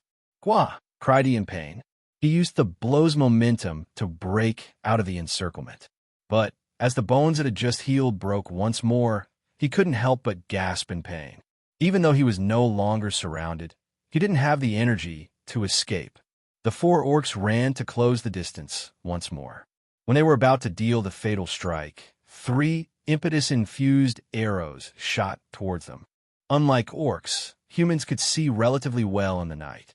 So when Kurdak attacked them from cover, while the orcs couldn't tell where he was, Vera could tell his location roughly. After all, she was the best archer in the party and was even the one that had taught him how to shoot. That was why she didn't escape after being freed. Instead, she headed for the place Kurdak had hidden. It didn't take long to find the bow and quiver he had left there. She began her fierce assaults against the orcs. She was currently incredibly worried about Kurdak's safety. The moment she got a hold of the bow, she unleashed the strongest archery skill in her arsenal. Arrow Storm was the famed skill her father had invented. It allowed her to fire multiple impetus-infused arrows with one shot. The arrows could either hit several different targets or concentrate on a single trajectory. Her father could shoot 4 arrows at once. After years of training, while she wasn't able to match her father, she could fire 3. The 3 armor-piercing arrows pierced 3 orc heads. Heavily injured as he was, Kurdak couldn't help but feel proud of his woman. A 4th arrow hit the last orc's head a moment later. Kurdak's archery was rather good, but it still paled in comparison to Vera's, who had practiced with fervor for a couple of years. Even so, the orcs wouldn't have been that easy to deal with had the 4 arrows not come unexpectedly. "How are you doing?" asked she as she rushed over from a bush nearby. She stared at the man that had suffered a body of wounds for her sake. "Did Leguna save you?" asked he with some effort. "Yes. He killed the orc leader and rescued me. The rest are still chasing him." Vera took out a healing potion and began to treat him. "Leave me be. Help lay," said Kurdak after he finished a bottle of potion and collapsed unconscious. Vera looked at him with worry. While he had drunk a bottle of potion, she was worried its effects wouldn't be enough. Kurdak surviving that long with those wounds was already nothing short of a miracle. But when she thought of Leguna being chased down by 3 orcs, she knew she couldn't leave him be. Throughout their journey, Kurdak had consumed 2 bottles of potion, Cyrano's had 1 bottle, and a 3rd had been used by Leguna to make stimulant. If Kurdak required more treatment, they would be down to their last bottle of healing potion. She took the last bottle of potion, got her bow, took out the dagger sheathed in Kurdak's boot, and ran after the lot. Leguna sprinted as quickly as he could. The information recorded in Wireless's notebook surfaced in his mind. He was going over all the methods he could use to get himself out of his current predicament. Even while he was being pursued by 3 orcs, he didn't panic. He just kept on thinking, operating like a clockwork machine.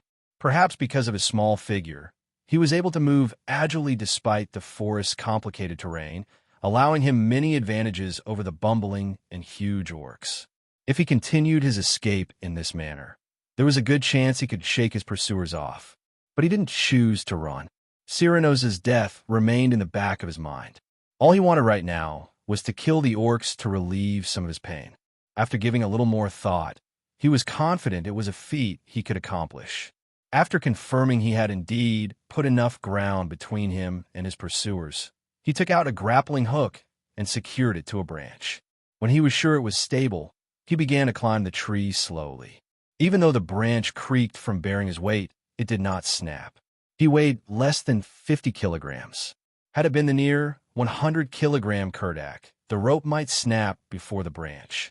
He knelt carefully on top of the branch and waited for the darkest time of the night. At a time like that, even humans could only see for around 15 meters. He took in the silence of the world around him.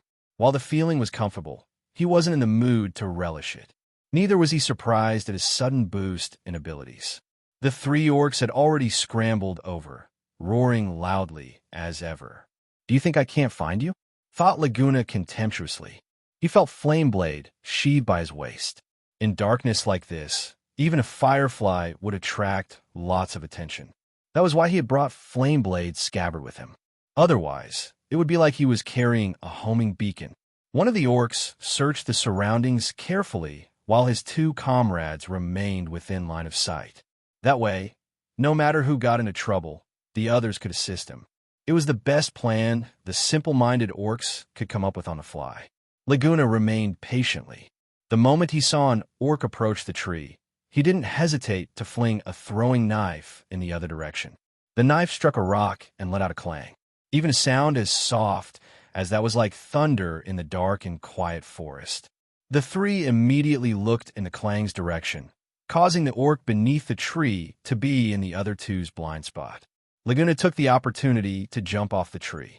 Landing accurately on the orc's shoulders, his thin frame made him look like a naughty monkey riding on another's shoulders. Monkeys were far less dangerous than him, though. At the same time he descended, He drew Flameblade and clasped the orc's mouth with his left hand, before digging the dagger into his throat with his right. The sound of gushing blood caught the other two's attention, but all they could see after they turned around was their comrade slumping lifelessly, and a silhouette doing a backflip and disappearing back into the shadows.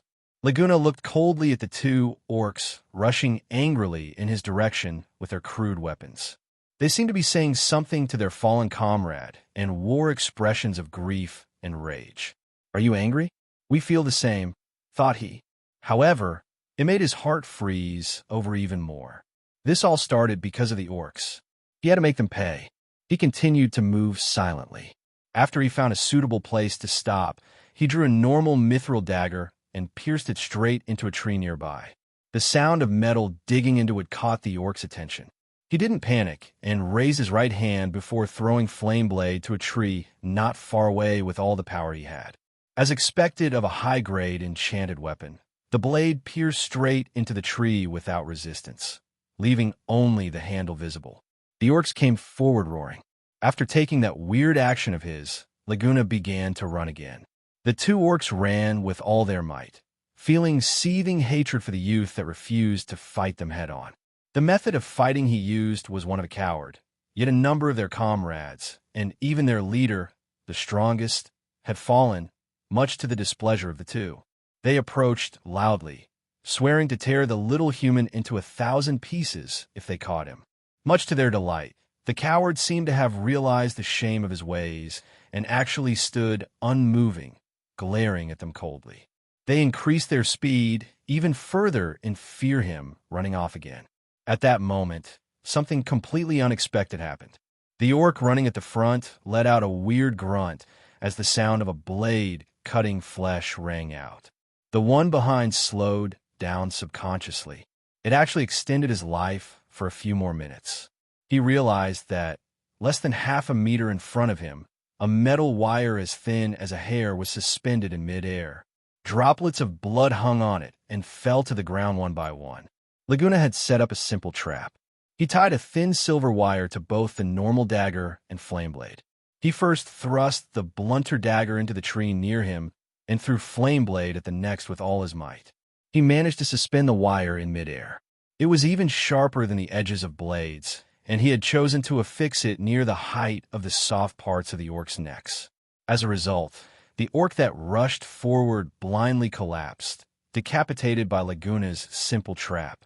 Seeing his comrades fall one after another, even the proud orc warrior began to feel dread for the youth only about half his height.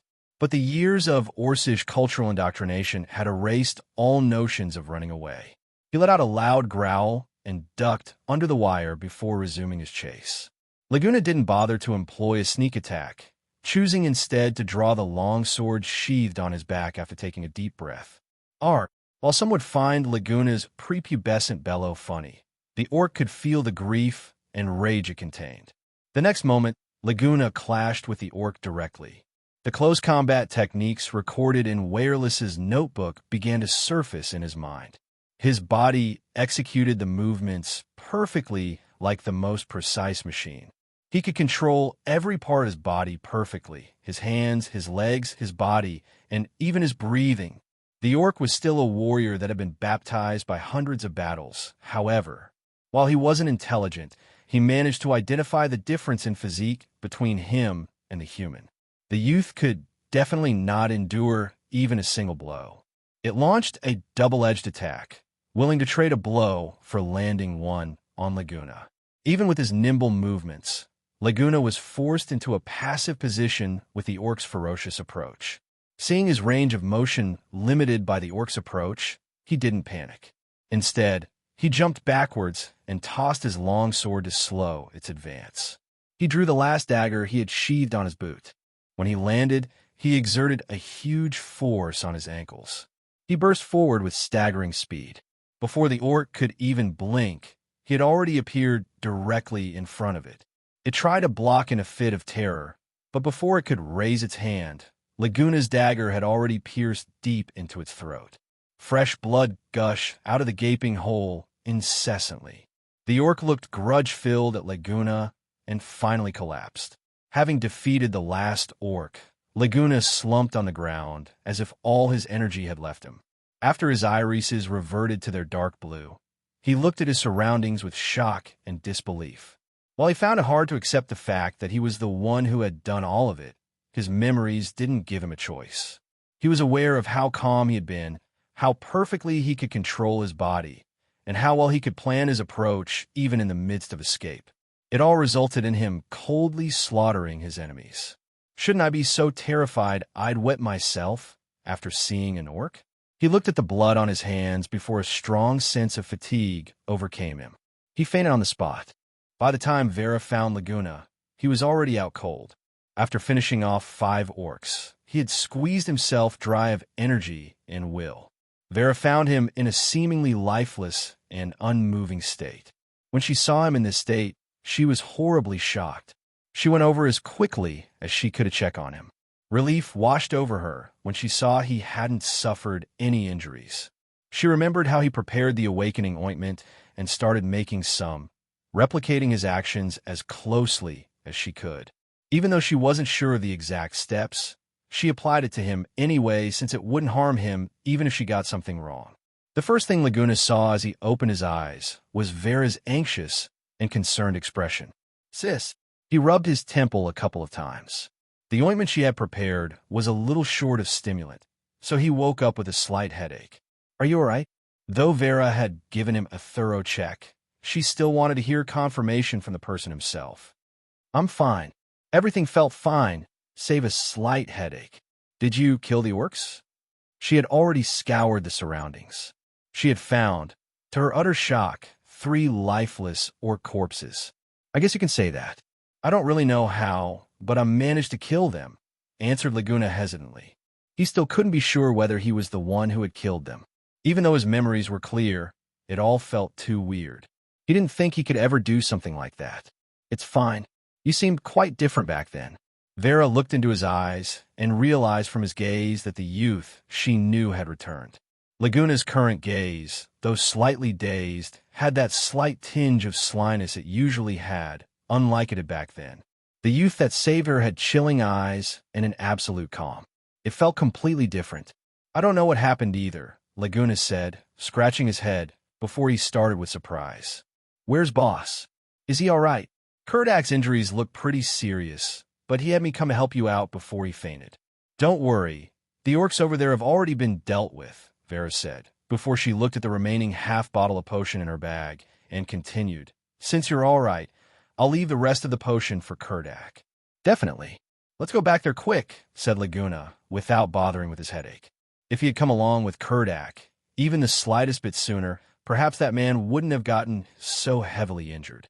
As a result, Leguna was really apologetic towards the man to the point that he wasn't able to look Vera properly in the eyes. After all, he had once chosen to forsake her life for his own. When the two returned, they found that Kurdak's wounds were worse than they imagined. As Vera had only briefly fed Kurdak a bottle of potion before hurrying to find Leguna, she only just realized the number of punctures his body suffered. Bruised and battered didn't even begin to describe how serious it was. As most of the orcs used blunt weapons, apart from the holes caused by strikes from the spiked clubs, about 2/10 of Kurdak's body was badly bruised. After Vera gave him a more detailed check, she found that a good number of his bones were fragmented from the strikes of the blunt weapons. It was already nothing short of a miracle that Kurdak was able to survive so many strikes by the powerful orcs. "What do we do? He's not going to make it," Vera said with reddened eyes after conducting her check. She paced about nervously without being able to come up with a reasonable solution. Kurdak's state could only be remedied by a high-order priest. Would he end up sharing Cyranos' fate? How can this be? Even after Leguna applied some awakening ointment to Kurdak's temples, there was no response from Kurdak at all. Had it not been for the slight pulsation caused by Kurdak's beating heart, they would have thought that he was dead. It was then when Leguna began to panic. Looking at the loud and energetic man that he was closest with among the rest in the party, just lying about soundlessly, he couldn't help but worry. The terror he felt following Cyranos' death flooded his mind once more. Having just lost a comrade not long ago, would he have to suffer the loss of Kurdak too? No, this won't happen. Leguna cried like a madman. Big sis Vera, let's bring him to a doctor at York. If that doesn't work, we'll bring him to Starfall. There must be someone that can save him. It's impossible. It'll take us 2 days to get to York from here, and he definitely won't survive that long, said Vera with what remained of her rationally. Darn it, darn it, darn it, darn it, darn it. Leguna thumped with all his might onto the ground and didn't stop even though his hands started to bruise and bleed. Since that's the case, let's end his misery, said Vera, as she took out her dagger with teary eyes. She thought that since Kurdak was suffering from his wounds, it would be better to give him a swift death instead. Wait, sis, there must be a way, cried Leguna as he leaped and hugged Vera to stop her. Let me go. He's already a goner, said Vera with visible effort to suppress her grief when she saw the wound-covered Kurdak.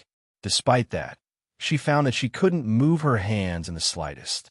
Would she actually be able to end that man's life? No, he's not dead. Boss won't die yet. You can't do this. Leguna still retained his hold on Vera. Let me go.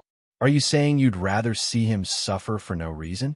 Unless we can get to a city right now to find a priest, Kurdak will no doubt die. He told me before that if he's injured beyond rescue and suffering badly, he'd rather I end his pain, cried Vera as she pushed Leguna away. When Leguna landed on the ground, he closed his eyes in despair. Vera took a deep breath and raised the dagger in her hands. Ah! She cried as she thrust the dagger towards the man's throat. At the last moment, Vera looked at Kurdak's not-so-handsome face and was reminded of the late Cyrano's. A sudden surge of memories filled her mind that instant. Back then, Vera had just lost all her family and arrived at Starfall an empty husk of her former self. She happened upon a realization when she saw the droves of people coming and going. I survived, but what about the others? My parents? My brothers? What about those at the town? They're all dead. Everyone I know has died. Can I still be considered living? Or am I not, but an abandoned husk? Limping about like a zombie, she failed to notice a bumbling carriage coming her way at high speed. In it rode the son of Starfall's governor, Jord, who was known for his arrogance. Everyone else on the streets evaded the carriage and gave it hateful glares, but Vera was still caught up in her recollections of the traumatic events that she'd just experienced and was ignorant of the fact that she would be run over. While Jord soon realized the girl who ignored his fervent warnings, it was already too late for him to turn away. All he could do was grit his teeth and brace for the collision. Well, it's not like she's the girl of a rich household anyway, given how she's dressed. I just have to pay her family off with a few gold coins. That's all. I can't startle my horse or hurt myself by doing an emergency turn. When Vera finally realized the danger she was in at the last moment, she found herself a little numbed from all the grief she experienced. While she did try to move her feet, they didn't abide by her will. I guess it's not too bad, since I'll get to see them again, thought Vera as she closed her eyes. But at that moment, a pair of huge, powerful hands pulled her to the side of the street. Seeing that nobody got injured, Jord didn't stop and only shouted a few curses before disappearing into the distance. It was only after seeing the dust beaten up by the hooves of the horse did Vera realize how bloody and messy it would have been if she had been trampled just like that. Shuddering with fear, she turned to her back and saw an imposing man of huge build. Little beauty, you better be more careful next time, said Kurdak, who was drooling after seeing Vera, whose puberty had just started. Thank you, mister. She didn't notice the weird look on Kurdak's face and only expressed her gratitude. However, she used the wrong form of address after seeing Kurdak's rough looks. I'm only 17 this year, said Kurdak while stroking his bearded face in a troubled manner. But you look 47, said another cold voice. Even though Cyrano's had been standing by Kurdak's side the whole time, his cool personality and slighter frame in relation to Kurdak's made him hard to notice. Before Vera met Kurdak and Cyrano's, the two had already gotten acquainted with one another. As for how long they've known each other for, even though Vera tried asking about it, they only smiled without giving her an answer. After everything she'd suffered, Vera was extremely depressed and even tried on multiple occasions to take her own life. Had it not been for Cyrano's attentiveness and Kurdak's optimism, she might have offed herself long ago. Vera didn't doubt for even a moment that she wouldn't have survived the cruel world up till now had it not been for the two men. They wrapped around her like her own wings, protecting her from every bit of harm. Thanks to their care for her, she gradually regained her old personality, becoming far more joyful and once again gaining hope for her future. But with Cyrano's now dead, what would happen to Kurdak? Would she have to lose him too? Vera couldn't imagine how she could survive at Starfall with only Leguna and began to fear for the days ahead. In the instant those memories flashed past her mind, the bright moonlight glinted off the dagger she held in her hands as they brought the blade downwards. Vera began crying out loud. Leguna relaxed when he heard the sound the dagger made when it fell.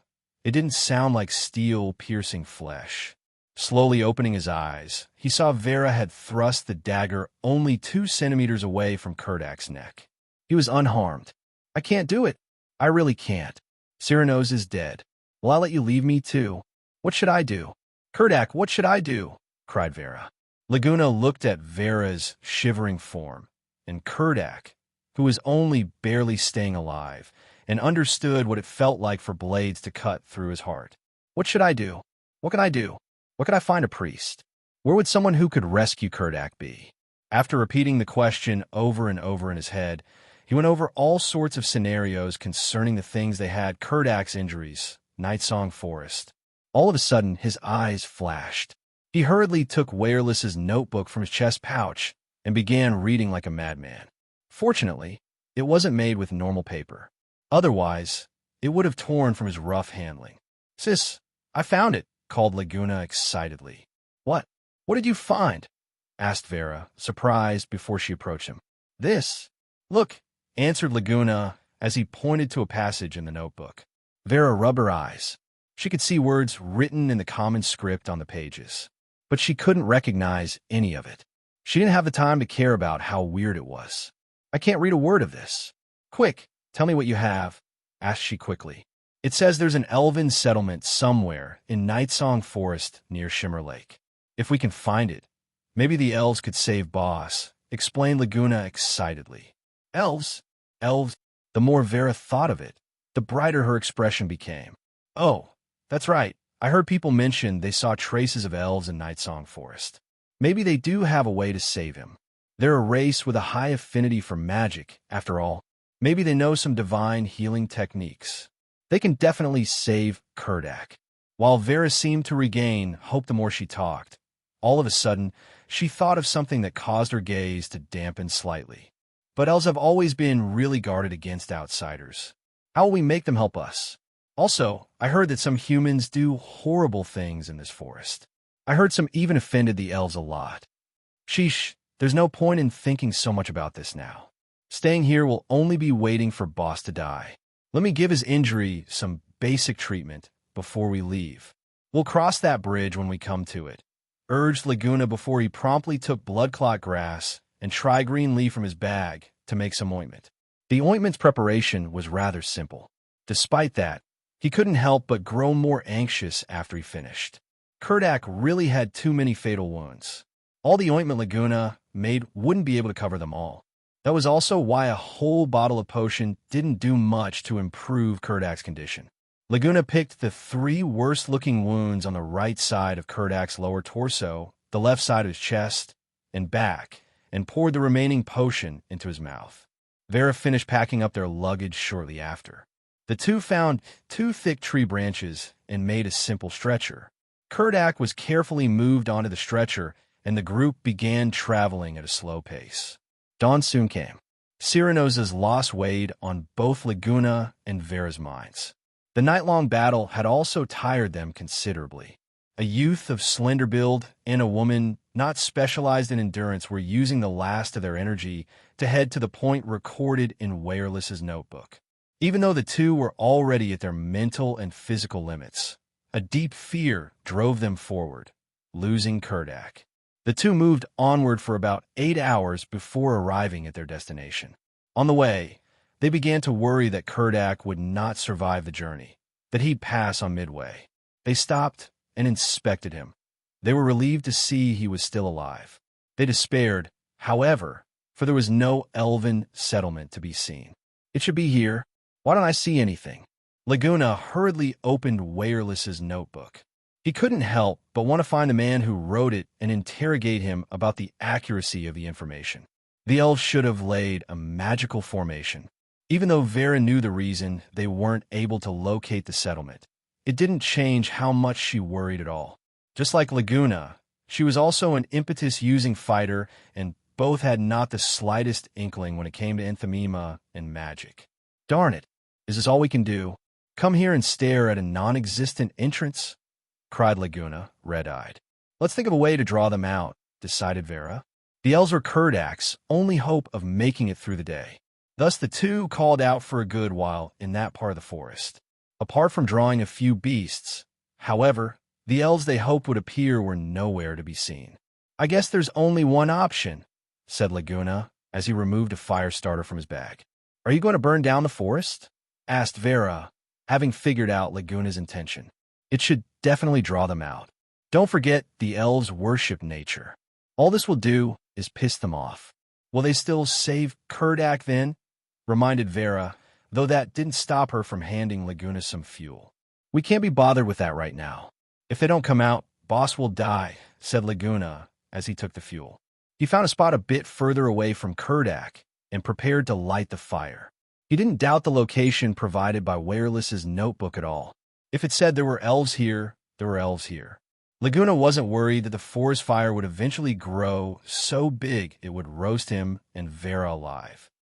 Gelano, the patrol squad of Nightsong Settlement's captain, had been protecting the forest with his kin for the past 20 years. His kin considered him one of the younger generation's most talented archers. It wasn't far from the truth either. He had already joined the ranks of the High Order Rangers when he came of age. Nobody else in the settlement could claim the same achievement. He still recalled how touched he was 20 years ago when Elder Iron passed the patrol squad's captain's badge to him. Back then, Gelano had taken a solemn oath to protect the forest, the home of the elves. He had upheld his oath for over 20 years and was confident he was doing a rather good job. But the two humans that showed up in the forest that day made him incredibly angry and ashamed.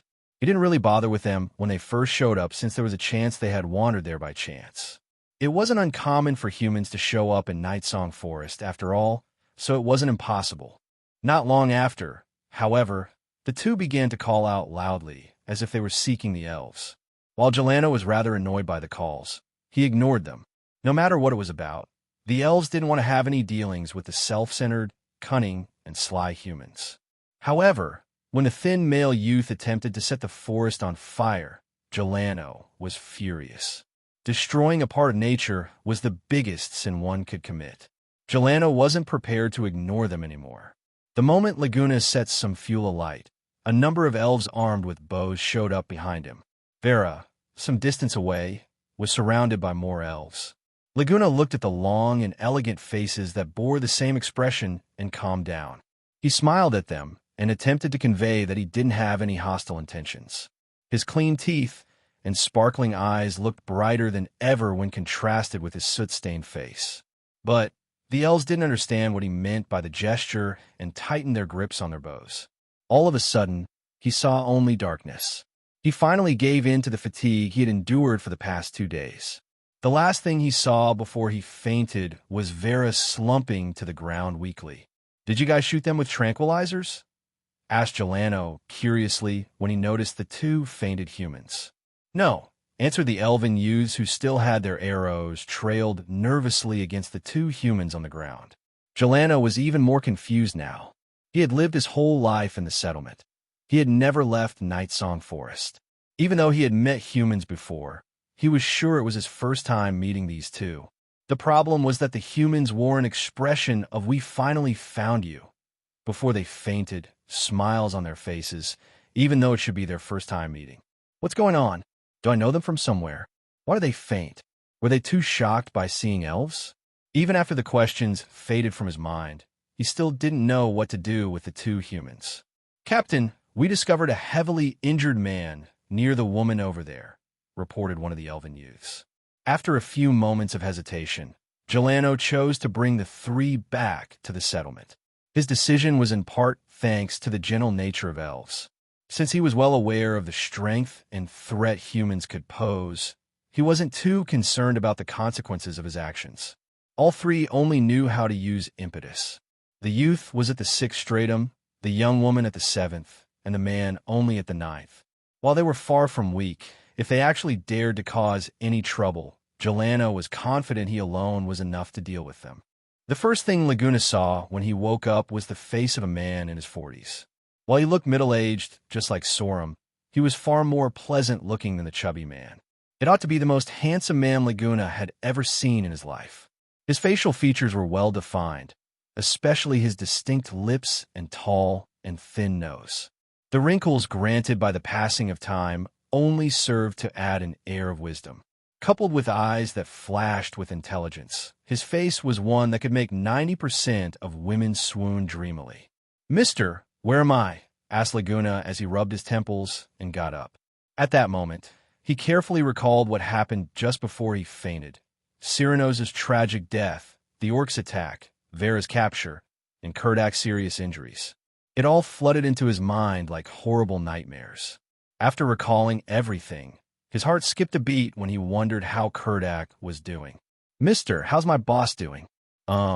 He's the huge man with us previously," asked he hurriedly. It was only then that he saw the man's long and pointed ears and realized he was an elf. "Darn, I forgot elves don't understand the common tongue." He no longer hesitated and started getting up in an attempt to look for Vera and Kurdak outside. "Hurry not, child. Your body is still weak," said the elf with a deep, magnetic voice. Leguna didn't hear any of it. The only thing he could be bothered with was the fact that the elf was talking to him in the common tongue. "You can speak the common tongue?" asked he, surprised. "Of course. I also lived in the human realm at one point in the past," replied the elf with a smile. "How are my 2 comrades doing? Are they all right? Can you take me to see them?" asked Leguna urgently. "Worry not. Your friends are not in danger of dying. The girl, Vera, is awake already. But before I take you to them, I have a few questions," said Iron slowly. "All right, ask away." Leguna was greatly relieved when he heard the others weren't in any danger. He tried to suppress the urgency he felt and prepare to answer the elf's questions patiently. He was asking a favor of the elf, and it was best for him to act more respectfully. "Tell me your name, identity, and your purpose for coming here," said the elf to the youth before him. "I'm Leguna, a mercenary living in Starfall. My party recently took on a mission to kill a crimson blood bear in the forest. When we were on our way back after completing the mission, we were attacked by a band of orcs. As a result, one of my comrades was heavily injured. Since we were too far away from any city or town, we could only seek your help," Leguna summarized before gingerly asking, "That comrade, how is he doing?" "So that's how it is." "Child, your comrade isn't in the best condition. But don't worry, he's in no danger of losing his life, at least not today." When the elf mentioned Kurdak's condition, Leguna's expression visibly dampened, so he hurriedly tried to console the youth. He didn't doubt what Leguna had told him at all. Before he woke up, he had already dictated a lie detector spell on him. The spell he unleashed showed the youth didn't utter a false word. "What do you mean when you said he wouldn't be in danger today?"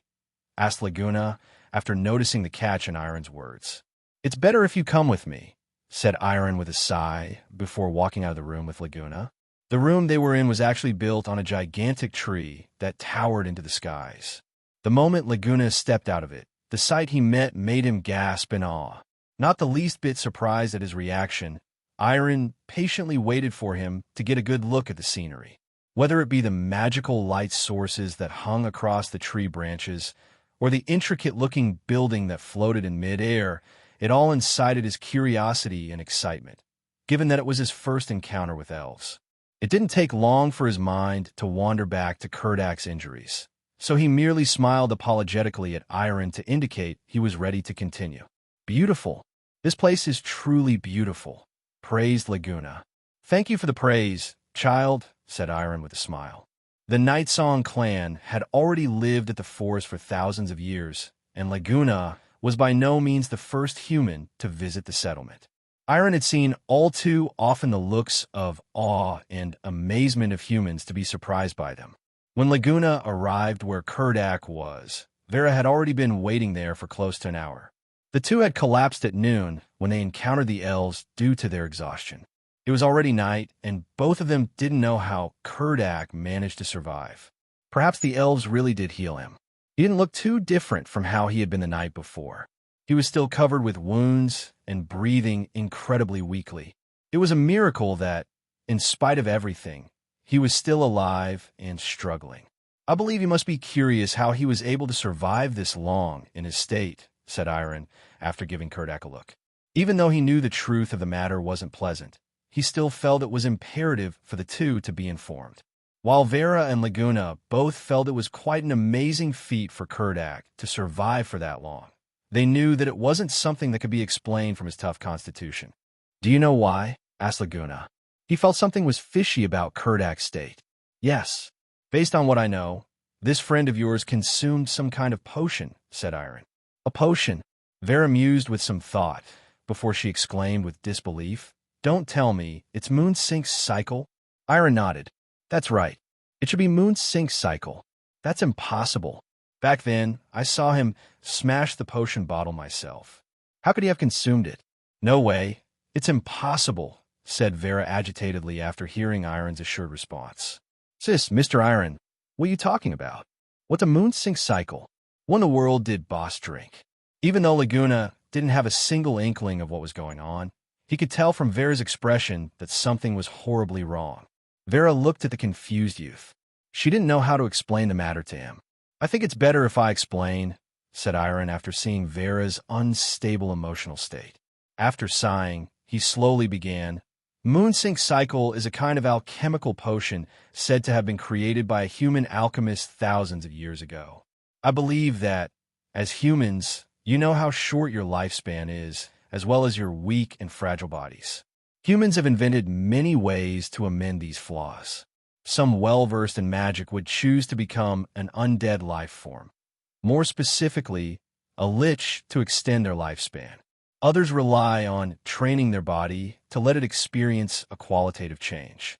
But there are some who steal the special traits of other races through the use of alchemical potions to use them for their own ends. One of the most successful attempts was the most well-known alchemical potion, Jigadragon essence. Through alchemy, the power unique to the dragon race can be extracted from a dragon's core crystal. When a human consumes the extract, he will gain lifespan far longer than normal. Some even gain access to the abilities of dragon tongue magic. Even though the effects are stellar, each potion requires one core crystal from a dragon to produce. As the price for obtaining such a crystal is too high, the potion is almost impossible to find. However, the Dragon Essence potion did inspire some other alchemists. Moonsink Cycle was created with the same concept. The only difference is that it doesn't use a dragon's core crystal, but instead, Iron paused before he continued, the blood of werewolves. Laguna's heart suddenly skipped a beat. Even though he had never seen a werewolf himself, he had heard much about such a creature from legends. Every time he heard stories about the life form, violence and cruelty were always mentioned.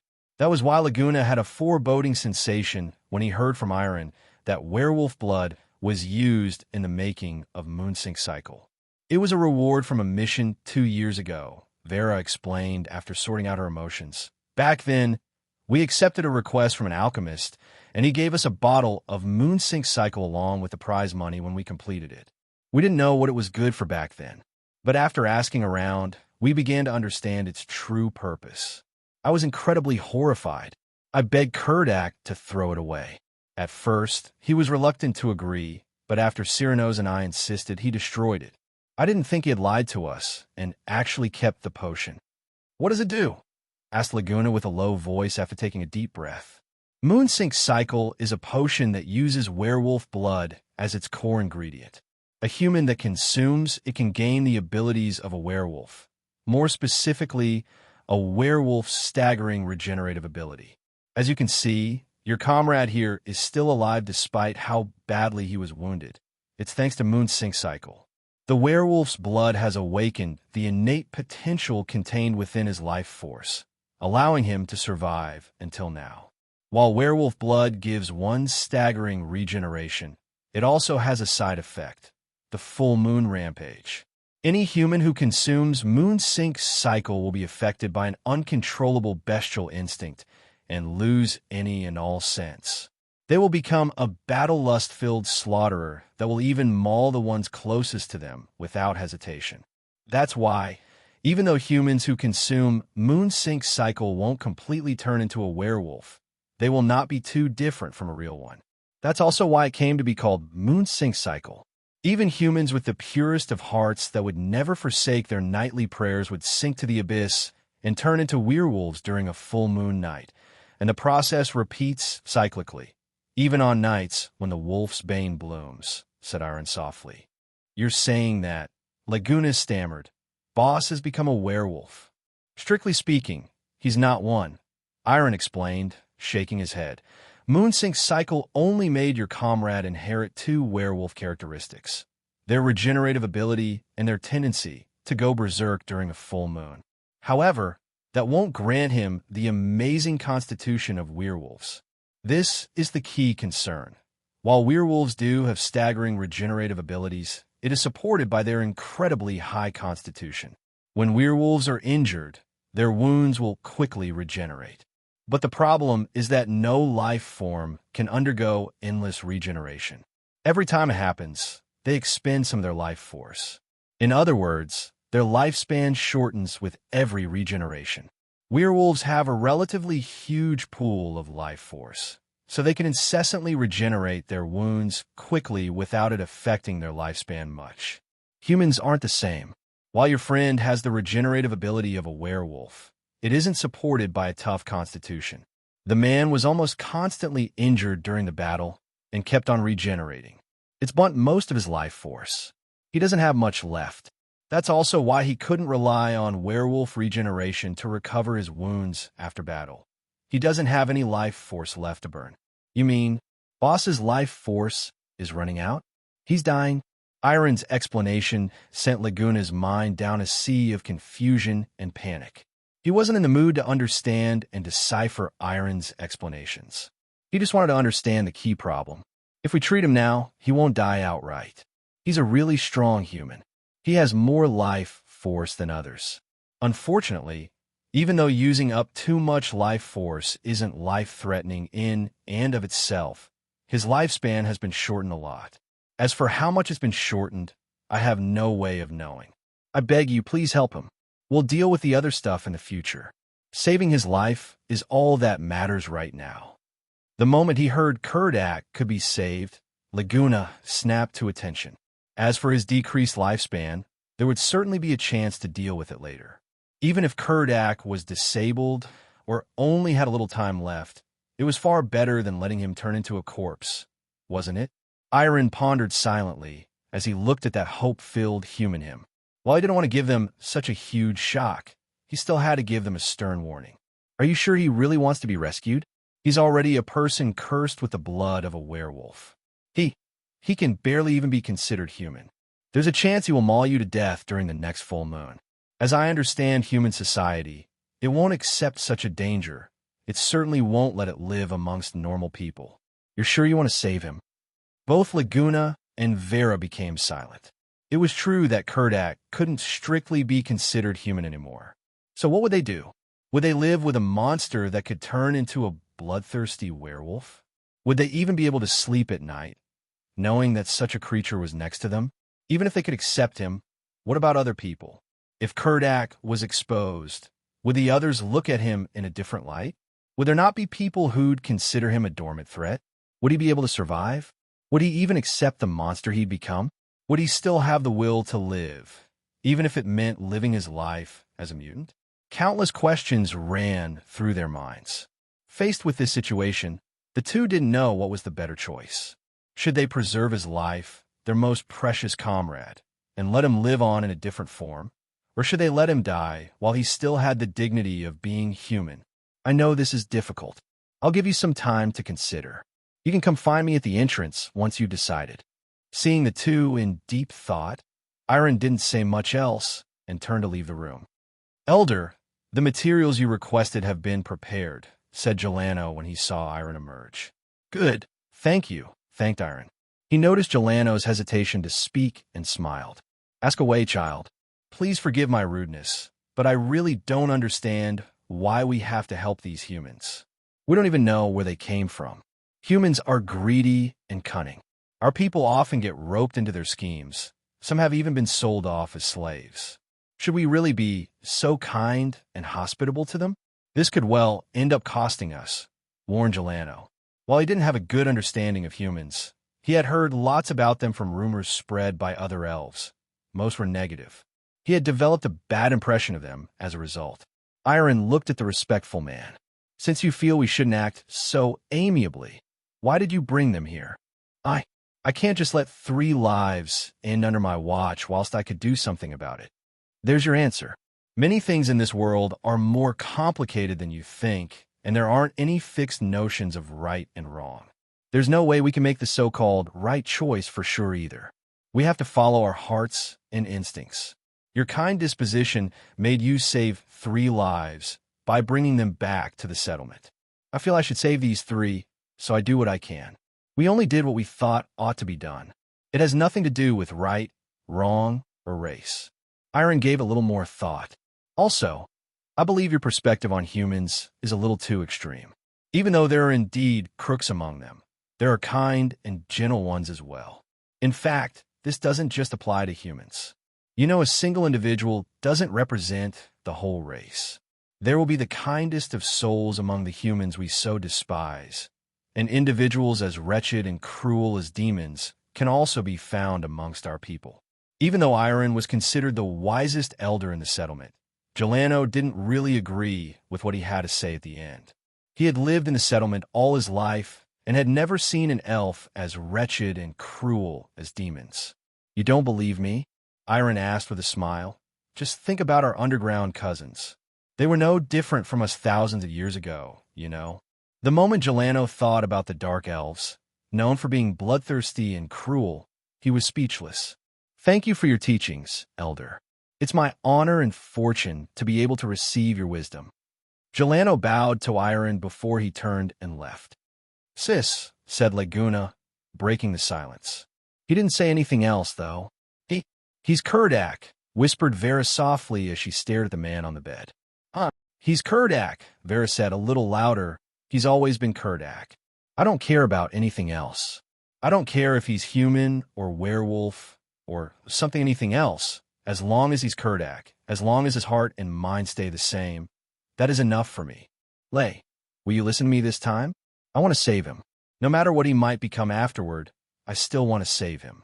He ended up like this because of me. There's no way I'll let him die like this.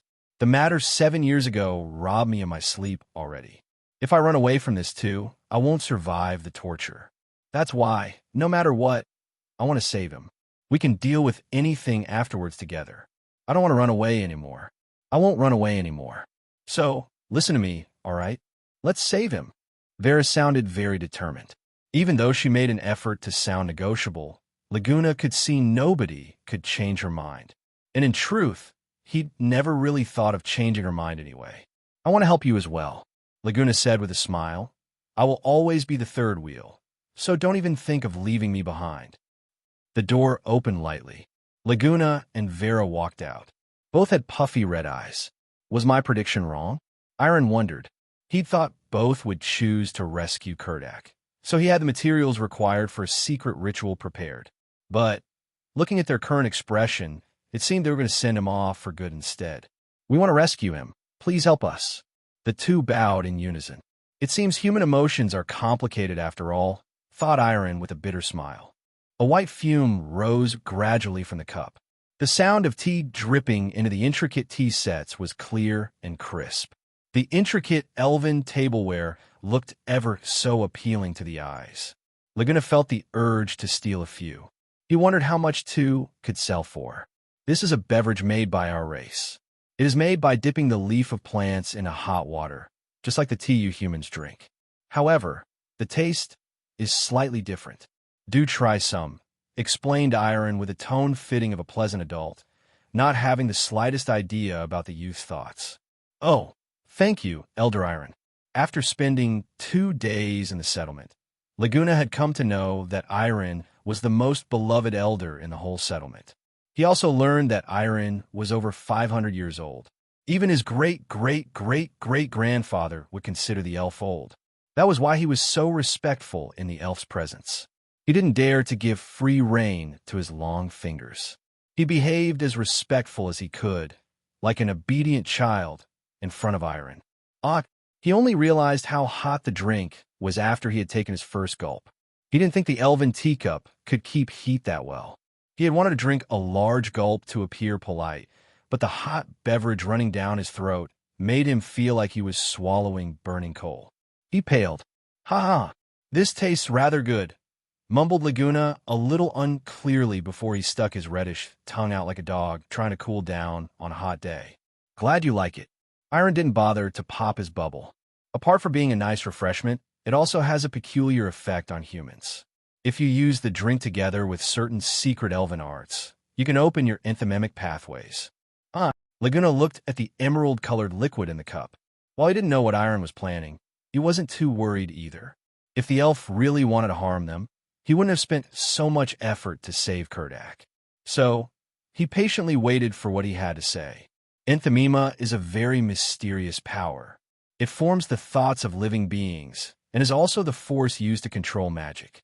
It's also the key to the door of time that connects the past, present, and future of any living being, explicated Iron as he waved his hand. It glowed magically. "So, child, are you curious about your future? Do you want to take a peek?" Well, yes. Leguna was already in a rather dazed state. He felt his surroundings blur. His eyes emptied as if they weren't focused on anything. After hearing his reply, Iron waved his hand. The magic power gradually fused with the steam billowing out of the kettle. Leguna's gaze turned to the steam and focused. As he looked closely at the rising steam, the magical glow formed one scene after another. The slums, Melander, the old man, Aaron, the bread store, the sea, chief mate Hans. It finally showed Kurdak, Cyranos, and Vera. Even though his consciousness wavered slightly, he could still recognize the scenes. As expected, what came next were the Crimson Bloodbear and orcs. The scenes of the past took only half a minute to replay. He realized he was about to move into the future. However, the scenes were considerably blurrier. The future was far less clear than the past. Despite that, he was able to feel joy, pleasure, burdens, and worry from the blurry scenes. Lastly, a wave of great pain and anger rushed into his chest like a roaring wave. It was so heartrending that it made him tear up uncontrollably, even though he didn't know what was actually happening. The hatred he felt was all-consuming. The wave of hatred was so domineering that he felt it wouldn't abate until he destroyed the whole world. As he looked at the puffs of steam, Iron looked quietly at him and seemed to be thinking about something. He saw the many expressions that flashed across Leguna's face. He understood what each meant from his experience of mingling with the humans. He noticed that Leguna's expression changed all of a sudden. Even his aura shifted and took a dive. He was usually warm and carefree. But now, the youth radiated an aura similar to a millennia-old chilling blizzard, icy and alone. He observed the child's eyes and noticed the color of his irises shift. In response, he dictated a spell under his breath. Magical light entered Leguna's body. Once all of it was inside, Iron dispersed the illusion spell. What happened?" asked Leguna with a cleared-up gaze as he wiped his tears, feeling a little confused. "You saw glimpses of your future, child." "Really? Why don't I remember anything?" He was trying his best to control his emotions. Even though he had already exited the misty world, he could still feel his emotions stirring. "But you felt it, didn't you? The change in your emotions." "I did, Elder Iron." "What does it mean?" Iron shook his head. "Unfortunately, that is beyond me. Prophecies are something incredibly mysterious. The illusions you saw can be a sign of something to come, but what they symbolize is very hard to decipher. Prophecies only point to a set of probable events. Even so, I felt that seething emotion in you, child. I don't know what happened, or rather will happen, to you in the future to make you to feel such grief and anger. All I can hope is for you to be brave enough to face everything head-on. Thank you, Elder Iron. I'll be brave, nodded Leguna. Iron looked at the youth deeply. Remember, child, true courage isn't having baseless courage. It's the ability to retain your hope and faith for the existence of light and kindness in the world, even after having experienced its darkness and sin. I'll remember, said Leguna, respectfully after mulling the words over. Kurdak looked at the dreamlike elven settlement and fell into a stupor. When he first regained consciousness, he knew what was awaiting him, but he wasn't the slightest bit bothered about where he was. At least he survived. He didn't have any qualms other than that. Are you healed? Asked Vera with a concerned gaze as she walked over to the awakened man. Even though he didn't seem as down as she thought he would, Vera still monitored his emotions carefully, throwing in a word of advice or two. She was worried he would be unable to escape from mental anguish. Kurdak moved his thick shoulders and nodded. It's mostly healed. The elves' secret arts are really something. We owe them big time, Vera agreed as she looked at the elves who had begun dancing under the moonlight. If not for them, it would have ended badly for all three of us. We really owe them big time. Yes, but it's about time we left. This soon? Are you really fine? No problems. Don't forget, Kurdak said with a look of self-deprecation. I can heal like a werewolf now. Kurdak! Vera tried to say something, but was stopped by a wave of Kurdak's hand. It's okay, girl. I'm not weak enough that you have to console me. Don't worry about me. It'll be full moon in 2 days. I shouldn't make any trouble for the elves after all they've done for me, right? But I don't know if just the two of us are enough to keep you under control. They might know how to keep you calm. Just tie me to a tree, Kurdak offered after some thought. I've already thought it through. We leave tomorrow. We'll head to Nightsong Forest for the next 2 days. We can go back to Starfall after the full moon. Tie you to a tree? She couldn't help but imagine how uncomfortable it would be. It's fine. If you don't want me to kill you, just do it. Consider it a favor, said Kurdak sincerely. Then why don't you just spend the night here? There are trees here too, right? Countered Vera. Kurdak looked at the beautiful and pure elves before he shook his head. I want elves to see me as a human, dastardly and cunning or otherwise. I don't want to turn into a bloodthirsty monster in front of them. Besides, we can't stay here forever. Eventually, the two of you will have to deal with me on your own. It's best you get used to it as soon as possible. Within the headquarters of Moonshadow at Starfall, Enlate said coldly, Sir, I organized some information we got about Leguna. While she looked to be only 15 or 16, those who knew her well understood one would be making a grave mistake if one took her for a little girl. At the very least, the performance she showed when dealing with matters for the chairman carried an undeniable feeling of well-practiced stability, which was incredibly rare for those her age. Many had suffered quite a bit for underestimating her, the most typical of whom being Arikos. Hand it to me then, said Wireless, stopping what he was doing. Enlate flipped through the reports and took out a thin sheet of paper. The unprocessed report contained some unnecessary details of Laguna's current life, including even what he had eaten over the past few days. But Enlate knew the chairman didn't need to know those things, so her job was to filter out all the unnecessary information. She reported only the content she deemed useful. While that sounded easy, the truth was far from it. Despite that, she had always carried the task out flawlessly. She had already read the report she submitted carefully a number of times. Before that, she spent half an hour getting a rough grasp of the information before summing up the necessary parts on a piece of paper.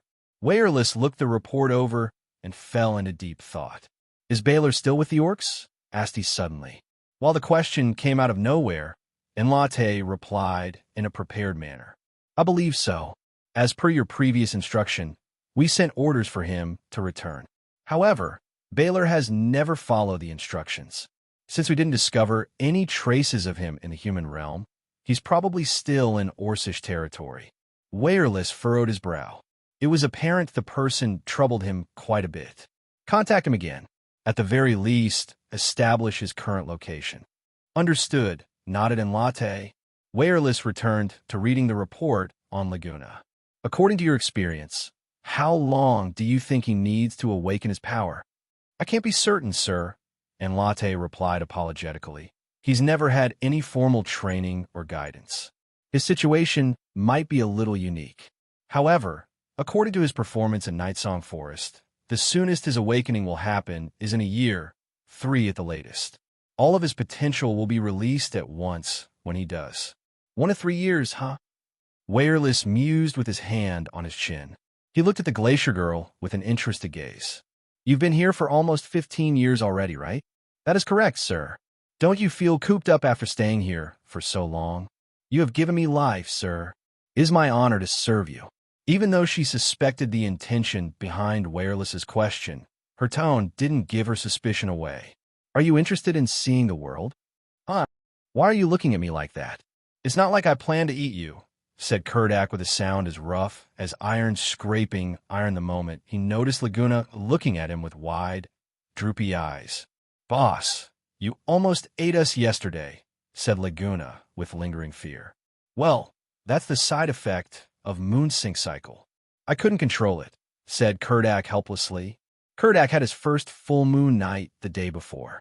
As previously discussed, Leguna and Vera had tied him against a tree with a trunk as thick as a wash basin before looking awkwardly at how he turned from a bear into a werewolf. Not long after, the horrible affair began. The first things to change were Kurdak's teeth. In just 1 short minute, the upper 2 of his already long canines grew by a centimeter. They protruded out of his mouth. Their white glints would strike fear into any man. His hair also grew. Even though he didn't end up covered from head to toe like a real werewolf, his already hairy body became more primitive, like a caveman, under the effects of the alchemical concoction. Bloodlust quickly filled his mind, eroding his rationality and causing him to look at his 2 comrades wantingly. Even though his primal desires drove him crazy for a bite, the thick ropes bound him. He couldn't move at all. Chilling howls and roars echoed through the forest. At first, Leguna and Vera were worried it would attract some other scary fiends. But they had forgotten that werewolves were incredibly terrifying fiends themselves. The weaker fiends in the area shivered after hearing Kurdak's howls. None dared to approach. It was the sole reason the tension-filled night passed without incident. By the time dawn came, Kurdak slowly turned back to his old self. He looked weaker than ever. It didn't surprise his 2 companions at all, though. Any living being howling and struggling nonstop for a whole night would no doubt end up exhausted. Kurdak wasn't the only one to run out of energy, though. Neither Leguna nor Vera got any sleep thanks to how Kurdak had been. Even if they were absolutely certain the rope would hold, they couldn't fall asleep given the noise alone. Vera said she needed her beauty sleep and crawled into her sleeping bag the moment he passed out, leaving Leguna to himself. He was so worn out he had to give himself a few slaps to stay awake. After the troubling matter, the one left the most tired was little Leguna. Just by looking at his sunken eyes, the puffy bags under his eyes, and his cheeks, swollen from the slaps, Kurdak understood why the youth was so resentful. Kurdak and Vera woke by noon, and Leguna was already numb from the fatigue. After the 3 had a discussion, they chose to look for Cyranos' corpse first before resting properly. While Leguna said he scattered some alchemical antirot agent on the body and had covered the surrounding area with beast repellent, even he felt the need to hurry. He felt guilty for leaving the corpse of a trusted comrade in the wild for too long. Fortunately, Cyranos' corpse remained where it was left, untouched. "I'm back, brother," said Kurdak as he slowly sat beside Cyranos. His rough voice only made his tones sound even deeper. Vera and Leguna looked at their comrade, who had entered eternal sleep, with teary eyes. While their journey after leaving the elven settlement had been a rather relaxed one, they realized they couldn't avoid the fact of Cyranos' death. They couldn't just forget the silent, yet handsome man. Cyranos. Leguna looked at the corpse and felt tears well up. Even though he had already avenged Cyranos by killing the orcs, the rush he got from exacting revenge could never fill the void left by Cyranos' death. Vera lightly patted on his shoulder. She gestured for them to leave together. "Kurdak is the one this hits the hardest," Vera said softly as she began setting up the tents. "Long before I met them, they were already together. I've asked Kurdak how the 2 met. He never bothered to tell me. Leguna looked quietly at the seated Kurdak. He was so used to the man's usual noisy demeanor. Seeing him so quiet made him feel a slight wrench in his heart. He's really torn, huh? How could he, who still smiles after turning into a monster, be so somber? Since you haven't slept for 2 days, I'll take night watch tonight. Rest well. As for Kurdak, let him stay with Cyrano's side Vera. The wave of fatigue sent Leguna into an incredibly deep sleep. When he woke up, he didn't feel refreshed at all. The moment he thought of Cyrano's, his heart filled with sorrow. Kurdak's eyes were red and his hair was all messed up. There were rare signs of tears on his cheeks. He must have gone to sob somewhere the other two couldn't see. After paying their final farewells to Cyrano's corpse, they cremated the remains. It was all too common for dead mercenaries to end up as animal droppings in the wild, so cremating the remains was a decent and widely accepted practice. Looking at the corpse burning in the fire, Kurdak made a parting salute. "Farewell, brother," whispered he. The three dealt with the ash and prepared to leave. Right at that moment, however, for humans appeared. Among the 4 newcomers were 3 warrior-attired people wielding long swords and dressed in chainmail.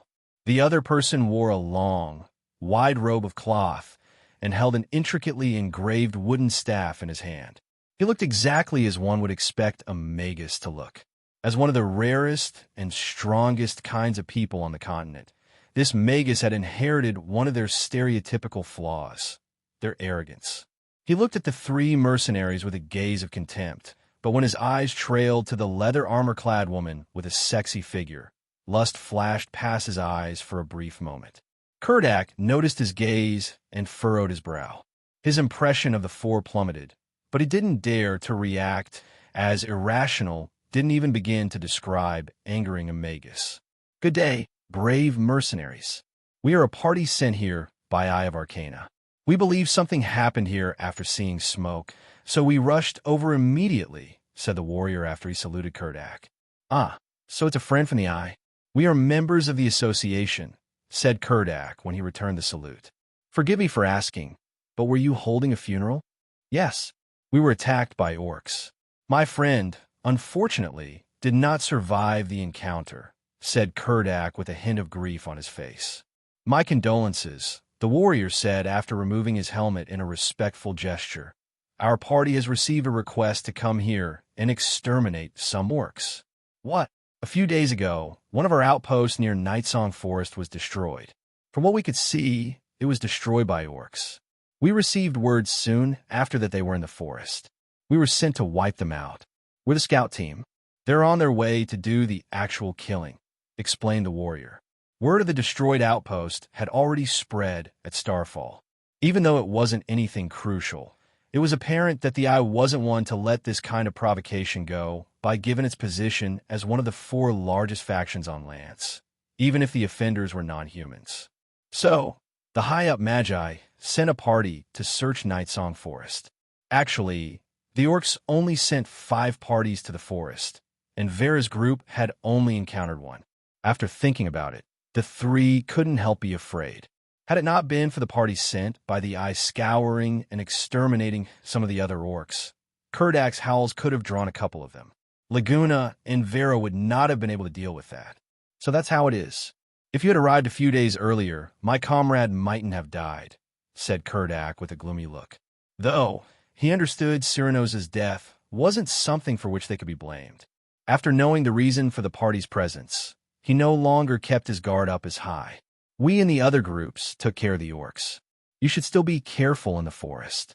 We heard a terrible fiend howl somewhere in the forest 2 nights ago. It sounded like a werewolf. But since they don't have much to do with the orcs, we didn't bother to deal with them," reminded the warrior kindly. "Oh, is that so? Hee. Thanks for your warning," Kurdak said with an embarrassed look before he saw Vera and Laguna's odd gazes. "Might I ask if you've caught any orcs alive? I'm really curious why they showed up all of a sudden." "We didn't, unfortunately. They're a tough bunch. They have a pretty scary love of combat as well. We weren't able to spare any effort to make sure some were captured alive, so we don't know why they came here either," replied the warrior as he shook his head. Either way, thank you for all you've done.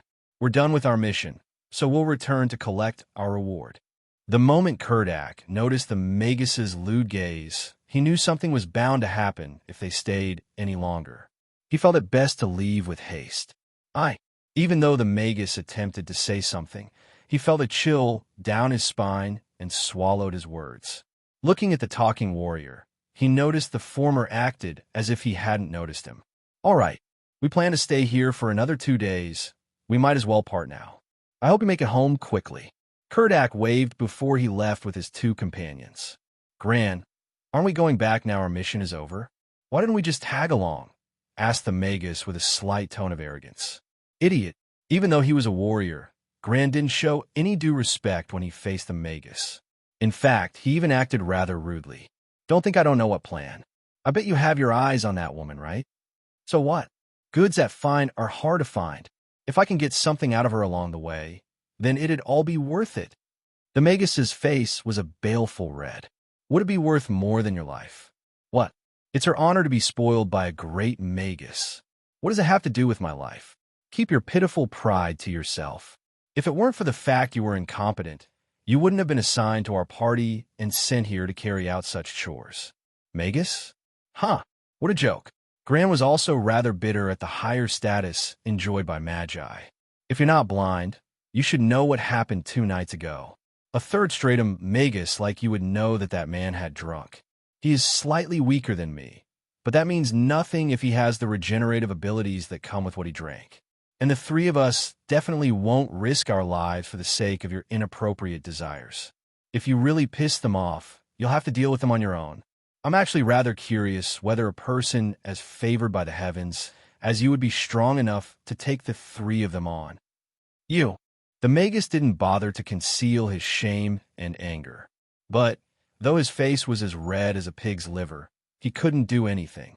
As Gran had said, had it not been for his lackluster abilities, he wouldn't have been assigned to the party. While low-order magi were still treasured everywhere else, they were the lowest of the low in the eye. Unhappy? Feel free to backstab me when I charge at the enemy. But make sure you kill me for real. Otherwise, I'll make your life so miserable you'll want to die, barked Gran hatefully, feeling rather liberated from the rush of insulting a magus to his face. He turned to the other warrior. Make sure to investigate that man's background when we get back. While Gran wasn't the strongest person in the party, he was the most meticulous when it came to schemes and plots. He dared to insult the magus because he had some dirt on him, and now he felt he just got another useful piece of information. You're saying they probably realized you took Moonsink's cycle? Asked Vera, after making sure the ones from the eye were not tailing them. Kurdak expressed his worries to his teammates. They mentioned they came over right away after seeing smoke. But why didn't they come earlier during the night when all the roaring and howling happened? That man must have mentioned the howls to see if we were involved. Unfortunately, I didn't pick up on it.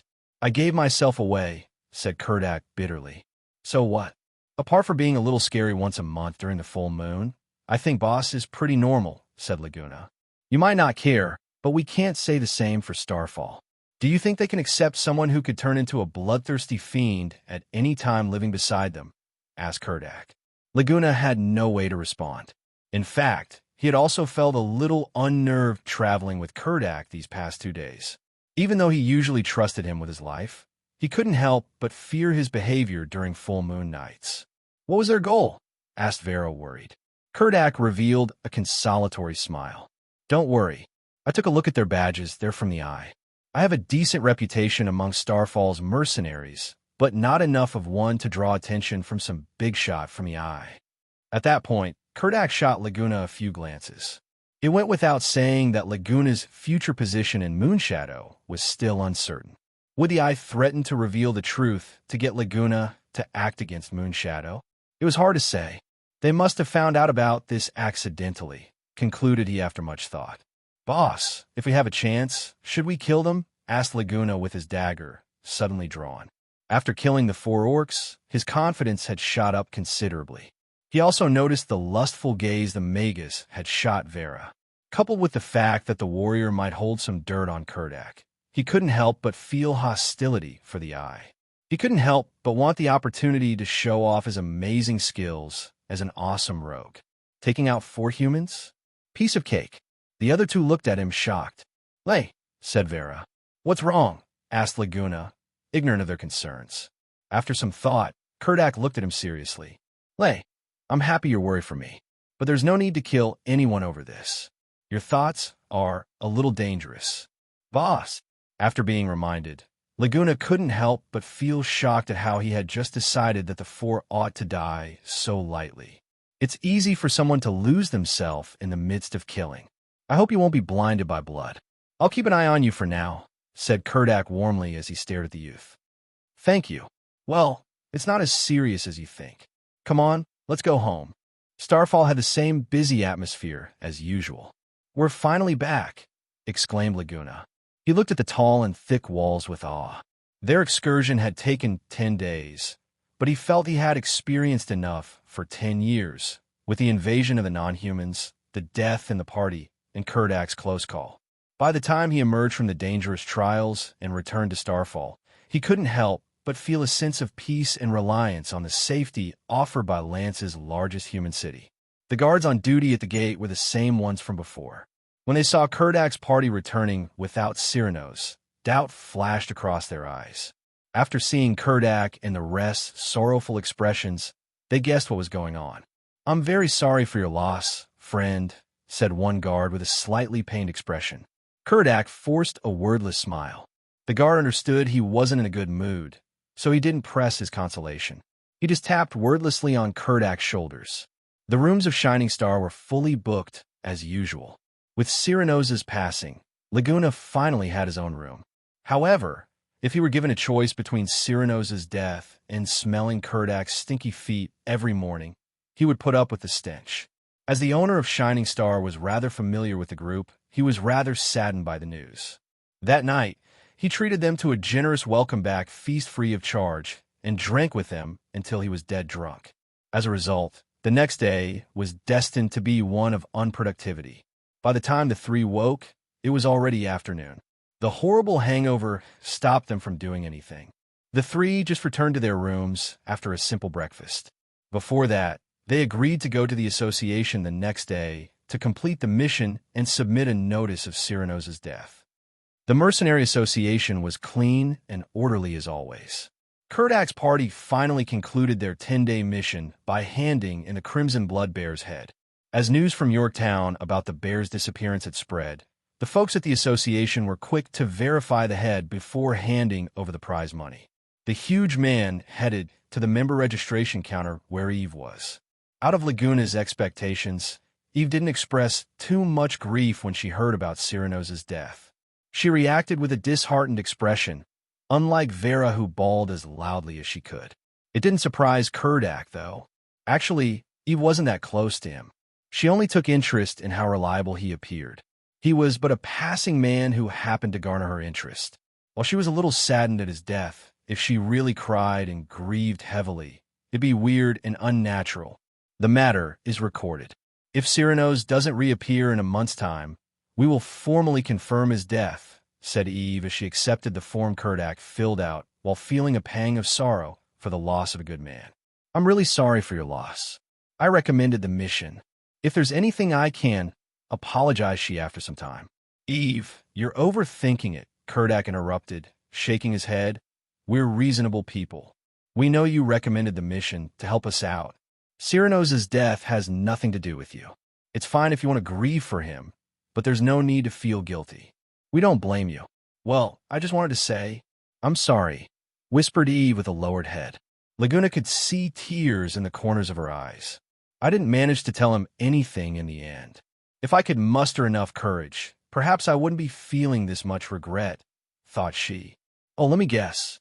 You were helping this prepubescent kid register as a mercenary, but this time, oh, what happened to that silent boy of your party? Are you here to deal with his matters?" "Uh-huh." A hate-inducing voice entered the group's ears. Hearing that accursed person mock a dear friend's death had the 3 fuming.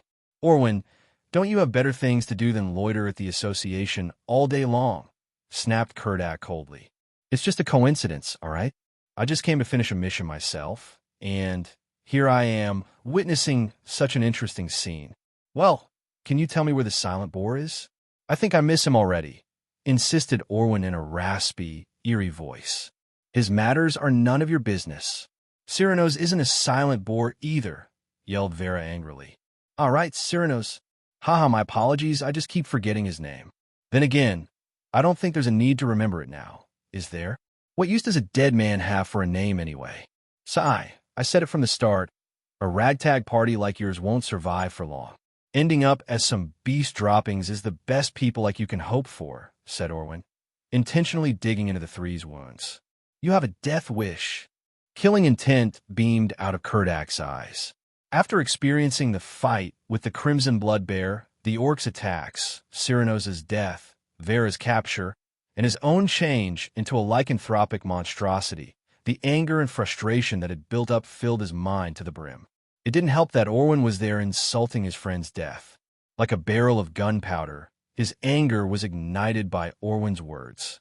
With his mind flooded with fury, Kurdak no longer cared whether he could defeat the man or not, nor did he care about the consequences of starting a fight in the association. All he wanted was to pummel the scum, perhaps even kill him. Vera was just as infuriated as Kurdak.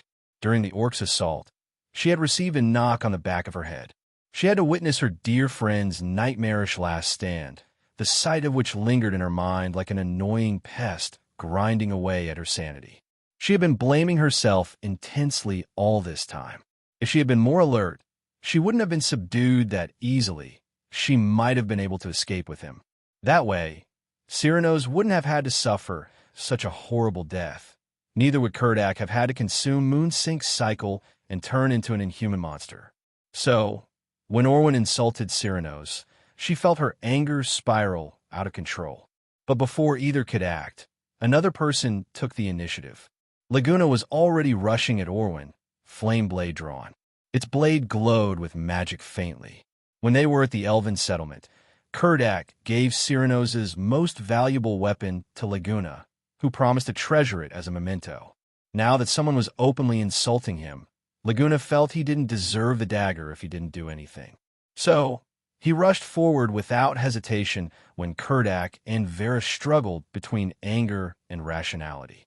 As a newbie, Leguna didn't know about the consequences of fighting in the association's territory. Neither did he bother with caring. Darting forward speedily, he appeared right in front of Orwin and swung his right hand horizontally. If the strike connected, Orwin would lose his left arm.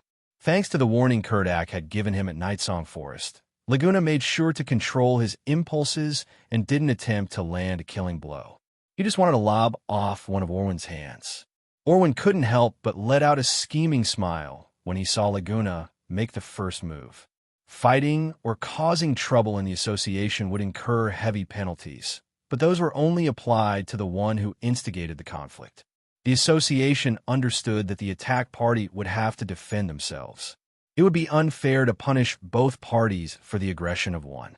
Originally, the association would first investigate the reason for the fight and give fair judgment.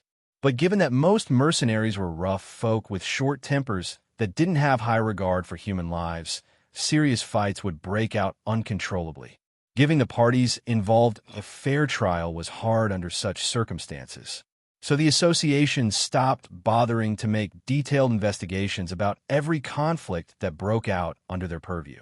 The only rule they enforced was punishing the one who lashed out and caused trouble for the association first. This time, it was obvious that Leguna was the aggressor. Even though Orwin was surprised by the youth's speed, it wasn't much for an experienced assassin like him who had served Moonshadow for many years.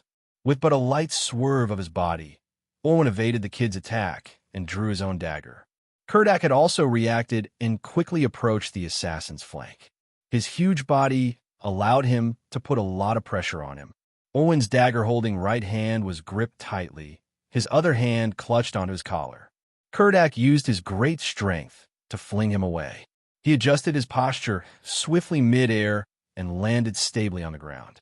You were far too rash, chastised Kurdak as he stood in front of Leguna protectively. Are you telling me to do nothing while that bastard insults Cyrano's? Asked Leguna as he moved to Kurdak's side. Of course not. Since you've already attacked, let's make the best of this opportunity, acquiesced Kurdak no longer feeling like bothering about the consequences. The only problem was he didn't have his weapon with him. Even though the association didn't forbid members from entering while bearing arms, people usually didn't since there wasn't any need. Not many would dare cause trouble there. Taking a huge weapon around was tiring and pointless, so Vera's bow and arrows, as well as Kerdak's two-handed sword, were left at the inn. Leguna was the only one who'd brought the handy flame blade. While Orwin himself wasn't fully armed, he had brought a dagger or two. It was more than enough to deal with the current situation. "Let's see what you're made of," taunted he as he took out his second dagger, wearing an insidious smile. While fighting empty-handed wasn't something Kerdak found difficult, the old saying, "Even the strongest martial artist fears a kitchen knife," was an immutable fact. As if that wasn't bad enough, the guy wielding the kitchen knife Kerdak had to face was stronger than him in terms of martial prowess. While Leguna owned Flameblade, a relatively better weapon, it was obvious that a sixth-stratum rookie like him wouldn't pose much of a threat to Orwin. And Vera, without her bow and arrows, was a defanged tiger. Orwin felt rather confident about dealing with the situation despite being outnumbered 3-1. Loud cheers and cries rang out from around them. It had been quite a long time since someone dared to let a fight break out within the association. Now that one had, regardless of the reason, the mercenaries that reveled in chaos cheered and fanned the fires. "Hey, Kerdak, give that son of a bitch a good beating," cried one mercenary. While Kerdak's party was independent and didn't belong to any faction, its 3 members were considered elites. That aside, Kerdak's good reputation and casual attitude gave him quite a name in the association. So many who were present recognized him at first glance. Orwin didn't get along with others as well as Kerdak did. However, his usage of the cruelest killing methods possible made him almost as infamous as Kerdak was famous. Most people only showed support for Kerdak after recognizing the 2 parties involved. While the association forbade fights, they wouldn't go out of their way to stop an incident. Instead, they only demanded the sides involved take responsibility for their actions after the fact. So, after seeing the incident break out, all the mercenaries in the building's 3 floors came to watch the rare occurrence like a show. Orwin wasn't disturbed by the jeers he received. Frankly speaking, he didn't have much of a grudge against Kerdak. However, given his calculated personality, while he wouldn't go out of his way to stalk and assassinate him from the shadows, he was more than willing to give him a public beating and put him in his place. Leguna began to cool down as he remembered his own abilities were still far from comparable to his fellow guildmate. So, he did his best to calm his impulses and try to make the most natural decision he could. Toying around with the 2 daggers in his hands, Orwin didn't seem like he intended to attack at all. However, those who understood him knew the situation could turn bloody the moment he moved. Kerdak made the first move. Orwin's casual attitude had enraged him considerably, and since Leguna had already lashed out, he no longer had a reason to hold back. He rushed up to Orwin and sent his sandbag-sized fist covered with a layer of impetus flying toward his face. The slender assassin merely smirked and lashed out with both dagger-wielding hands.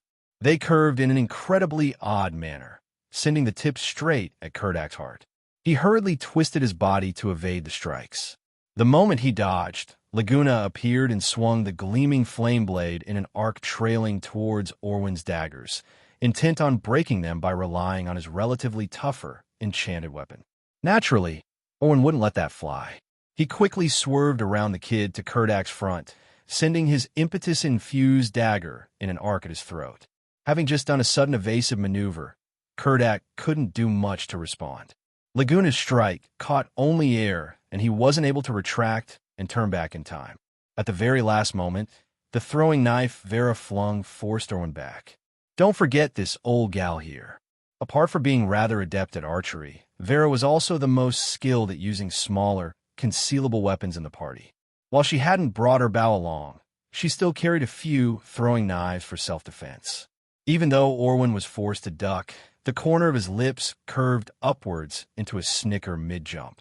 Leguna, who saw it clear as day, couldn't help but feel something was off. As expected, Orwin accelerated momentarily and appeared next to Vera in a flash. his dagger swung toward her lower body in an underhanded angle.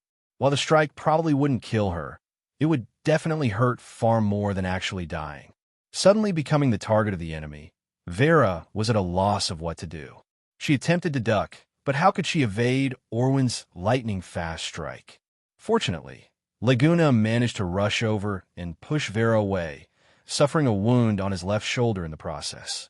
He disregarded his injury and continued to wave his dagger in an attempt to attack. Orwin's ethereal footwork was on full display again. The surrounding mercenaries let out gasps. He blurred before he reappeared behind Leguna and pressed one of his razor-sharp daggers against his neck. A look of frenzied viciousness flashed across his face. He knew Vera already had her throwing knife drawn and that he was about to be struck from the rear with full force by Kurdak. However, the strikes wouldn't cost him his life, so he continued to hold the youth confidently.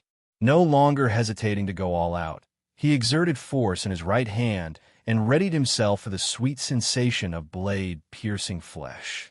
Clink! The sound of an object knocking against metal rang out.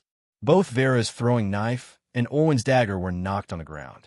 Kurdak was struck on his knee and couldn't help but stop in his tracks. Orwin twisted his head hatefully and felt his bloodlust consume him more and more. Someone coming out of nowhere to mess up his big show enraged him greatly.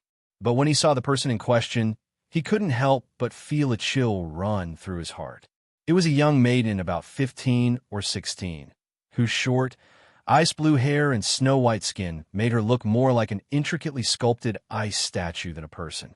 But her two blue eyes gave off a sort of glow that no inanimate being could have. "Let this end here. Don't take any lives," said the maiden softly. It sounded more like an instruction than a negotiation. Orwin gulped audibly. His sadistic urges were extinguished by the girl's tone. When he calmed down, he realized she wasn't someone he could deal with. There wasn't much he stood to gain. Since Kurdak's side was the fight's instigators, he knew they would have to pay the price for it. So he did the smart thing and sheathed his daggers. Just moments earlier, Leguna felt death missing him by hair's breadth. When he finally relaxed, he realized his anxious sweat had already wet his whole back. He turned around and attempted to thank the one who saved his life, but when he saw the girl, he couldn't help but fall into a stupor. He thought he had seen quite a number of beautiful women since coming to the eastern continent, like the average-looking but incredibly voluptuous Vera or the blonde and optimistic Eve. But he had never seen a person like the girl in front of him now. She was unquestionably a magnificent beauty. In fact, he was even willing to swear on his true name. She was the most beautiful girl that had ever graced his eyes all his life based on her face alone. Her lips were a light, rosy pink, and her delicate mouth curved upwards mischievously into a seductive smile. Her fine nose was tall, but not too huge, and was the embodiment of perfection.